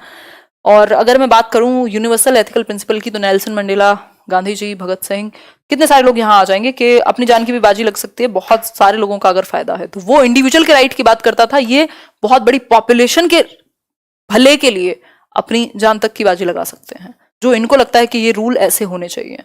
ठीक है बात वंदना जी, थैंक यू। बिल्कुल सही बात है, बिल्कुल सही बात है अमिताभ। तो कुछ क्वेश्चंस कर लिए जाएं, इनके क्रिटिसिज्म को समझ लेते हैं, क्रिटिसिज्म को समझ लेते हैं। इतनी लंबी क्लास, हाँ कोई बात नहीं। तीन घंटे के सेशंस पड़े हुए हैं, ये तो फिर भी अभी मुझे थोड़ा बोलना ज्यादा पड़ता है, बहुत सारी चीजें फिर भी आपके सामने प्रेजेंट है। व्हाइट बोर्ड पे जब एक एक वर्ड लिखना था तब भी वो 3 घंटे के सेशंस अवेलेबल है ना। क्रिटिसिज्म यानी आलोचना। अगर मैं बात करूं, बहुत सभी व्यक्तियों के क्रिटिक्स अवेलेबल हैं दुनिया में, क्योंकि जब पॉजिटिव साइड होती है किसी चीज की तो नेगेटिव भी होती है, और कई लोग निकाल भी लेते हैं नहीं होती तो क्रिटिसिज्म की अगर हम बात करें तो इनके कुछ क्रिटिक्स हैं कोहलबर्ग के। वैसे इन्होंने सुसाइड कर लिया था, अब कोहलबर्ग दुनिया में नहीं है। अगर मैं बात करूं, 10 मिनट में खत्म कर देंगे मुश्किल से, मैक्सिमम बोल रही हूँ 10 minute. Not applicable in all cultures, ये सभी कल्चर्स में एप्लीकेबल नहीं है, क्योंकि ये जो एक्सपेरिमेंट था या ये जो इनका ये सैंपल था, ये यूएसए के बच्चे थे शिकागो के, उनके ऊपर लिया गया, तो ये सभी संस्कृतियों में ये बात नहीं मानी जाएगी। और ऐसा माना जाता है, ऐसा क्रिटिसाइज किया जाता है इनको, ऐसा इनकी आलोचना की जाती है इस बात पर कि आपने कैसे कह दिया कि सभी कल्चर में लोग इसी तरीके से रीजन करेंगे। इंडिया में बहुत सारे लोग समाज या परिवार या इमोशंस को लेकर के, मतलब सबकी संस्कृति में कुछ कुछ डिफरेंसेस हैं, तो ये नहीं कह सकते कि सारी संस्कृति के लोग सेम ही तरीके से डिसीजन लेंगे। ठीक है, कल्चर बायस भी हो गई है। फिर है हाइपोथेटिकल सिचुएशंस। सिचुएशंस कैसी हैं, ये हुआ तो ये होगा, यदि ये हुआ तो ये होगा। जैसे मैंने अभी पूछा था कि व्यक्ति है या एग्जाम है, जो कि बहुत इंपॉर्टेंट है, जिसके लिए आपने 2 साल मेहनत की है, आपका एक अफेयर चल रहा था, जिससे शादी तभी होगी जब वो एग्जाम क्लियर हो जाएगा और आप सेलेक्ट हो जाएंगे यूपीएससी में, या जो भी एक एग्जाम है। दूसरी तरफ एक व्यक्ति का, और वो लास्ट अटेम्प्ट है आपका मान लीजिए, या सेकेंड लास्ट भी है, और दूसरी तरफ एक व्यक्ति है जिसका एक्सीडेंट हुआ है, जान बच सकती है यदि आप लेके जाएं। अब यहां कह देना कि हम व्यक्ति को बचा लेंगे, अभी किसी ने लिखा था, लंका लग जाएगी, मतलब आपको डिसीजन लेने में आप डिलेमा में हैं, बहुत भयंकर। और ऐसी कितनी सिचुएशन क्रिएट की जा सकती है, वो तो मैंने एग्जांपल्स आसान ले लिए थे कि आप फंसे होंगे कि ये करूं या ये करूं। तो इस केस में क्या होगा, आपने हाइपोथेटिकली हो सकता है कह दिया हो कि मैं तो ये वाला ऑप्शन चूज कर लूंगा, मतलब मैं तो व्यक्ति की जान बचा लूंगा, लेकिन उस सिचुएशन में आप सेल्फिश बन के निकल के, आपको लगा यार ठीक है, पता नहीं कितने लोग मरते हैं दुनिया में, यहाँ 6 साल का 6 साल का रिलेशनशिप चला जाएगा जॉब नहीं मिली तो, ठीक है, तो वो खतरनाक है। ठीक है, बिल्कुल आधी दुनिया की कहानी है। कैरल ग्लेगन ने क्रिटिसाइज किया है बायस्ड सैंपल्स पर, कि सिर्फ मेल सैंपल्स को आपने क्यों लिया, और जो फीमेल्स की मोरालिटी है उनका जो रीजन है वो डिफरेंट होता है, वो इमोशनली भी सोचती हैं ज्यादा और मेल्स के कंपैरिजन में। हाँ, क्लियर हो गई बात। मजहर कर देंगे कल से 9 बजे, ठीक है बात।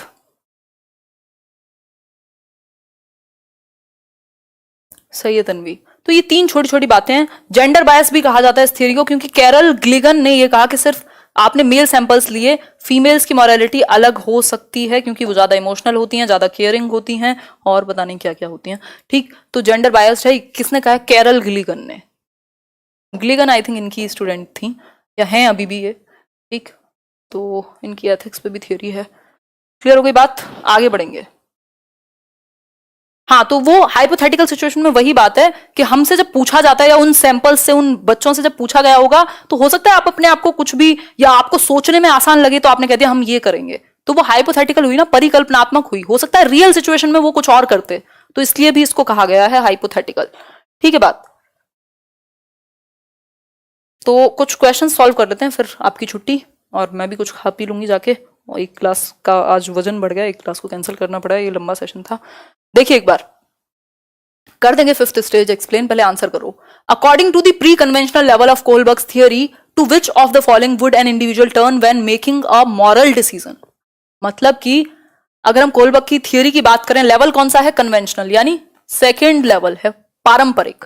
तो एक व्यक्ति डिसीजन लेने के लिए किस एक ऑप्शन को सही मानेंगे आप, सही मानेंगे आप भाई? हाँ, बताइए एक बार। कोई बात नहीं मोनिका, ये तो खुशी की बात है। ऐसे कई लोग तो आते ही डिसलाइक करने हैं, जैसे कई लोग लाइक करने आते हैं। ज्यादातर लोग, 1-2% लोगों को अगर ना पसंद आए तो उतना तो जरूरी है, ज्यादा मीठा हजम नहीं होता। ठीक, तो according to the pre conventional level of Kohlberg's theory, to which of the following would an individual turn when making a moral decision. एक मॉरल डिसीजन लेने के लिए कन्वेंशनल लेवल पे आप किस चीज को सही मानेंगे, पर्सनल नीड्स को, इंडिविजुअल वैल्यूज को, फैमिली एक्सपेक्टेशंस को, या फिर पोटेंशियल पनिशमेंट इन्वॉल्व? आंसर कीजिए थोड़ा सा, बताइए एक बार। धन्यवाद हर्षा। अरे यार अच्छा, प्री कन्वेंशनल है, ध्यान से पढ़ लेना, ये मैंने गड़बड़ पढ़ लिया। प्री कन्वेंशनल यानी पूर्व पारंपरिक, तो सिंपल है फिर तो पनिशमेंट, पनिशमेंट से बचने के लिए आप ये काम करेंगे, सिंपल। आगे बढ़ जाए नेक्स्ट क्वेश्चन पर। नेक्स्ट क्वेश्चन क्या है देख लेते हैं थोड़ा सा। According to Kohlberg the thinking process involve in judgements about questions of right and wrong is called. मतलब कि अगर मैं बात करूं कोहलबर्ग के अनुसार जो थिंकिंग प्रोसेस है, एक आपकी चिंतन की प्रक्रिया जो जजमेंट्स में इन्वॉल्व है, सही और गलत का जजमेंट लेने में जो एक प्रोसेस इन्वॉल्व है, पहला ऑप्शन है मॉरल रीजनिंग, मॉरल रियलिज्म कहलाएगा, मॉरल डिलेमा या मॉरलिटी ऑफ कोऑपरेशन। फटाफट से आंसर कीजिए। हाँ बिल्कुल, हाँ हो जाएंगे 10,000 लाइक्स, तो आप लोग बिना कहे करते हैं और ठीक है। मतलब जिस दिन मैं थियोरी कराती हूँ ये मेरी खास बात है, मुझे याद भी नहीं रहता कि लाइक का भी बोलना है, या क्योंकि वो बहुत वैल्यूएबल चीज़ है जो मैं डिस्कस कर रही हूँ। ये तो मज़े के लिए मैं कहती रहती हूँ बीच में, और आप लोगों का बहुत अच्छा रिस्पॉन्स रहता है, बहुत अच्छा रेशो रहता है। मतलब अगर देखा जाए तो मॉरल रीजनिंग सिंपल है, वो तर्क जो आप निर्णय लेने के लिए लगाते हैं, वो रीजनिंग। ये जो मैंने अभी रीजनिंग की कहानी बताई थी कि आप ये सोचेंगे पता नहीं कितने लोग मरते हैं, या हो सकता है कोई और हेल्प कर देगा इनकी, मेरा तो एग्जाम चला जाएगा, मेरी तो शादी चली जाएगी, ये हो जाएगा वो हो जाएगा, मेरी तो लाइफ का सवाल है। ये जो रीजन दे रहे हैं आप एक डिसीजन पर जाने के लिए, यही है मॉरल रीजनिंग। अगर आपने दूसरी तरफ रीजनिंग दी होती तो वो मॉरल रीजनिंग हो जाती। तो तर्क लेने के लिए जो आप डिसीजन लेने के लिए आप जो तर्क देते हैं वही सही है, ठीक है बात। मतलब वही सही नहीं है, वो मॉरल रीजनिंग कहलाएगा। मॉरल डिलेमा है जो दुविधा है। A child reasons you do this for me and I'll do that for you। ये कौन सी स्टेज है फटाफट से बताइए। Good boy good girl, social contract orientation, instrumental purpose orientation या फिर पनिशमेंट एंड ओबीडियंस ओरिएंटेशन। बताओ एक बार। डिलेमा दुविधा होती है, उस दुविधा से बाहर आने के लिए आप एक रीजनिंग लगाएंगे, वो मॉरल रीजनिंग कहलाएगी। लिखा हुआ है उसमें थिंकिंग प्रोसेस नहीं है डिलेमा। डिलेमा एक सिचुएशन है, आपको दुविधा में डाल दिया, लेकिन उसमें जो थिंकिंग प्रोसेस करोगे वो मॉरल रीजनिंग है। तो कंफ्यूज ना हो ऐसी चीजों में। बहुत बढ़िया Tarun, thank you Simpi. 10K done, अरे वाह गजब, बहुत बढ़िया। मतलब बीच में 3 बार कनेक्शन खराब हो गया, सारी चीजें, लेट सेशन शुरू हुआ, फिर भी एक तो आप लोग इतने लोग बने हुए हैं, 4.5 तो कम से कम, और फिर उसके बाद आप लोग 10,000 लाइक, हम लोग, क्या बात है, बहुत बढ़िया। आज खाने की जरूरत नहीं है, आज लाइक्स खाएंगे। Good boy good girl orientation है ये, ठीक है। A child reasons you do this for me, tit for tat है सिंपली, कि भैया तुम मेरे लिए ये करो, मैं तुम्हारे लिए वो करूंगा, सिंपल। क्या है ये? सेल्फ इंटरेस्ट देखेगा। गुड बॉय गुड गर्ल नहीं है ये, उसको फर्क नहीं पड़ता आप अच्छा कह रहे हो या बुरा। इंस्ट्रूमेंटल पर्पस ओरिएंटेशन, देखो इनके कई कई नाम हैं। इंस्ट्रूमेंटल पर्पस ओरिएंटेशन है, म्यूचुअल एक्सचेंज है, एक और नाम था, तो वो आपको थोड़ा सा ध्यान में रखने पड़ेंगे, ठीक है। ये पनिशमेंट एंड ओबीडियंस तो पहला होता है, ये 4th है आपका। आगे बढ़ जाएंगे, अब लास्ट क्वेश्चन होगा मेरे ख्याल में ये, नहीं अभी और है, 2 क्वेश्चन और हैं आपके। जोन ऑफ प्रॉक्सिमल डेवलपमेंट, ये वाइगॉस्की का है। जोन ऑफ प्रॉक्सिमल डेवलपमेंट पे आंसर करके जाओ, इसमें बहुत कंफ्यूजन होती है, फटाफट से आंसर कीजिए। Zone of proximal development in Vygotsky's theory is tasks too difficult for children but can be achieved through adult support themselves, teachers interference hamper learning, development is a proximal zone of growth, learning takes place in formal settings only। बताइए एक बार, answer कीजिएगा। नहीं अंजलि आज नहीं लूंगी, वो class 10:30 से थी, ऑलरेडी उससे 1 घंटा आगे जा चुके हैं हम, वो कल ले लूंगी, कैंसिल किया है। वही मैं बोल रही थी, मैं जहां होती हूँ मैं वहीं होती हूँ, और लेट्स लर्न की बात हो तो ऑब्वियसली फिर ज्यादा इन्वॉल्वमेंट हो ही जाती है ऑटोमेटिकली। धन्यवाद राजवीर, आंसर कीजिए। इट्स जॉन, ओके जॉन, नाम तो आपको जॉन नहीं होगा, हमने तो नहीं देखा इंडिया में माँ बाप जॉन नाम रखते हो तो। आंसर कीजिए, A option, tasks too difficult for children but can be achieve through adult support. बहुत ही सुंदर जवाब, ठीक। क्या इसको 2 तरीके से परिभाषित किया जा सकता है, ये डिफरेंस है किसके बीच का, जो आप खुद कर सकते हैं और जो आप किसी की मदद से कर सकते हैं उसके बीच का, ठीक। इसके अलावा अगर मैं बात करूं जोन ऑफ प्रॉक्सिमल डेवलपमेंट की, तो हम कह सकते हैं वो चीजें, वो टास्क जो आपके खुद के करने के लिए डिफिकल्ट हैं। ये थियरीज आपको खुद समझने में प्रॉब्लम हो रही थी, बट आपको थोड़ा सा सपोर्ट मिला, अगर हमने ये डिस्कशन किया 105 मिनट का, तो हो सकता है, ऐसी मैं उम्मीद कर रही हूँ कि आपको चीजें क्लियर हुई होंगी, एटलीस्ट कुछ हद तक क्लैरिटी आई होगी। फिर वीडियो देखना फिर से तो आ जाएगी, थोड़ा सा पढ़ोगे फिर से थियरी और क्वेश्चन सॉल्व करोगे तो आ जाएगी क्लियर। ठीक, तो ऐसे टास्क जो बहुत ज्यादा डिफिकल्ट हैं खुद के लिए अचीव करना, बट अडल्ट सपोर्ट या आपसे जो ज्यादा जानने वाला व्यक्ति है उसकी सपोर्ट से अचीव किए जा सकते हैं, उसको आप जोन ऑफ प्रॉक्सिमल डेवलपमेंट कहेंगे। द फैक्ट, ऐसा कुछ नहीं है, फॉर्मल सेटिंग की बात नहीं करते, वाइगोस्की कहते हैं आप जिंदगी से सीख सकते हो। The fact that children require culturally relevant knowledge and skills is attributed to, जो बच्चे हैं उनको कल्चरली रेलिवेंट नॉलेज और स्किल्स की जरूरत है, ऐसा कौन मानेगा? कल्चर की बात हो रही है, वर्ड्स को पकड़िए, सोसाइटी, कल्चर, आंसर कीजिए। धन्यवाद पूनम जी, मुझे तो पहले से है ही, अच्छी बात है ये तो, शिखा। ओ गॉड। दोनों संज्ञानात्मक विकास की बात करते हैं, श्लोक, दोनों संज्ञानात्मक विकास की बात करते हैं। सीटेट तो अभी बहुत सारे काम बाकी है, अभी तो मैंने शुरू भी नहीं किया रिवीजन। कल करेंगे, इंग्लिश पेडागोजी खत्म कर देंगे 2-3 दिन में, मैं टॉपिक्स करा दूंगी। क्लीगन की थियरी आती नहीं है, अभी मेरी एक फ्रेंड पूछ रही थी, उसका एमसीए का कुछ है, एथिक्स का एग्जाम, उसमें आती है, हमारे लिए नहीं आती है, जरूरत पड़ेगी तो करा भी देंगे। लास्ट क्वेश्चन है ये, सिंपल है, लेव वाइगोस्की, सिंपल है, लेव वाइगोस्की। समाज और संस्कृति से मनुष्य सीखता है अंतःक्रिया इंटरैक्ट करके, ये कहेंगे लेव वाइगोस्की। प्याजे इस बात से बिल्कुल सहमत नहीं होंगे, थोड़े बहुत ही सहमत होंगे, हुए तो। स्किनर और पैवलव तो अपना बिहेवियरिस्ट है, उनको फर्क नहीं पड़ता। तो ये एक बेसिक सी बात हुई। वीडियो पसंद आया हो तो आप लाइक, शेयर और सब्सक्राइब कर सकते हैं चैनल को, जो कि है लेट्स लर्न ना। और ये पीडीएफ मैं शेयर कर दूंगी, टेलीग्राम चैनल पर सर्च कर लेना, let's learn squad. Let's learn squad search करोगे तब जाके चैनल आएगा लेट्स लर्न के नाम से, ठीक है। चैनल का नाम लेट्स लर्न स्क्वाड नहीं है, वो फेक है, अगर किसी ने बनाया है तो 1,13,000 के आसपास लोग हम लोग जुड़े हुए हैं, तो वो स्ट्रेंथ देख के जो ओरिजिनल चैनल है उसी को सब्सक्राइब कीजिएगा। फ्री है ऑब्वियसली सब कुछ टेलीग्राम पर, और जैसे यूट्यूब पर है। तो उस केस में पीडीएफ वहाँ बहुत सारी शेयर की हुई है, आगे भी कर दूंगी, और शायद एक हफ्ते में ऐप का भी हो जाए। इसके अलावा अगर आप इंस्टाग्राम, फेसबुक पर जुड़े हुए हैं और आपकी इच्छा है तो वहाँ भी आप जुड़ सकते हैं। यहीं हम अपनी कहानी को समाप्त करेंगे, और अपनी कहानी को नहीं, आज की कहानी को, इस टॉपिक को, अभी अपनी कहानी समाप्त होने में समय है थोड़ा। खैर, अब कोई कंफ्यूजन रह गई हो तो वो बता दो, और आप सभी का धन्यवाद। लाइक कीजिए, ना कीजिए, शेयर कीजिए उन लोगों के साथ जो आपके दोस्त हैं, जिनको कुछ इंटरेस्ट है पढ़ने में, सीखने में, है ना।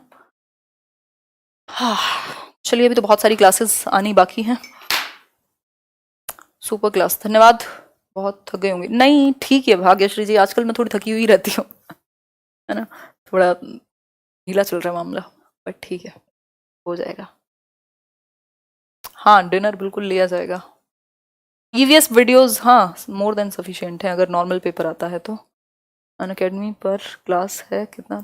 नहीं, अंजलि अभी नहीं है, वो तो 10:30 थी, उसको अभी डिले कर दिया, कल रीस्केड्यूल कर दिया, कल लूंगी। 5 मास्टर क्लास कैसे मिलेंगी? मैं लिंक शेयर कर दूंगी, मैंने किया हुआ है टेलीग्राम पर, एक बार देखो। और हिंदी पेडागोजी तो उसमें बहुत अच्छे से डिस्कस किया था, 1 घंटे में ही फ्री है वो सभी के लिए, जाके उसको देखो, 1 घंटे का सेशन, अच्छा सेशन है। बाकी यहाँ भी मैं कराऊंगी रिवाइज, बट होता है ना किसी किसी दिन आप बहुत ज्यादा जोन में होते हो, तो वो इसलिए देख लेना उसको, ठीक है। थैंक यू परमानंद जी। चलिए, टड़ा बाय बाय। कोई बात हो तो आप कमेंट करके बता सकते हैं आपको कैसा सेशन लगा, कहाँ कंफ्यूजन रही, तो मैं कोशिश करूंगी एक वीडियो में वो कंफ्यूजन भी क्लियर कर दूं, ठीक है। Take care, bye bye.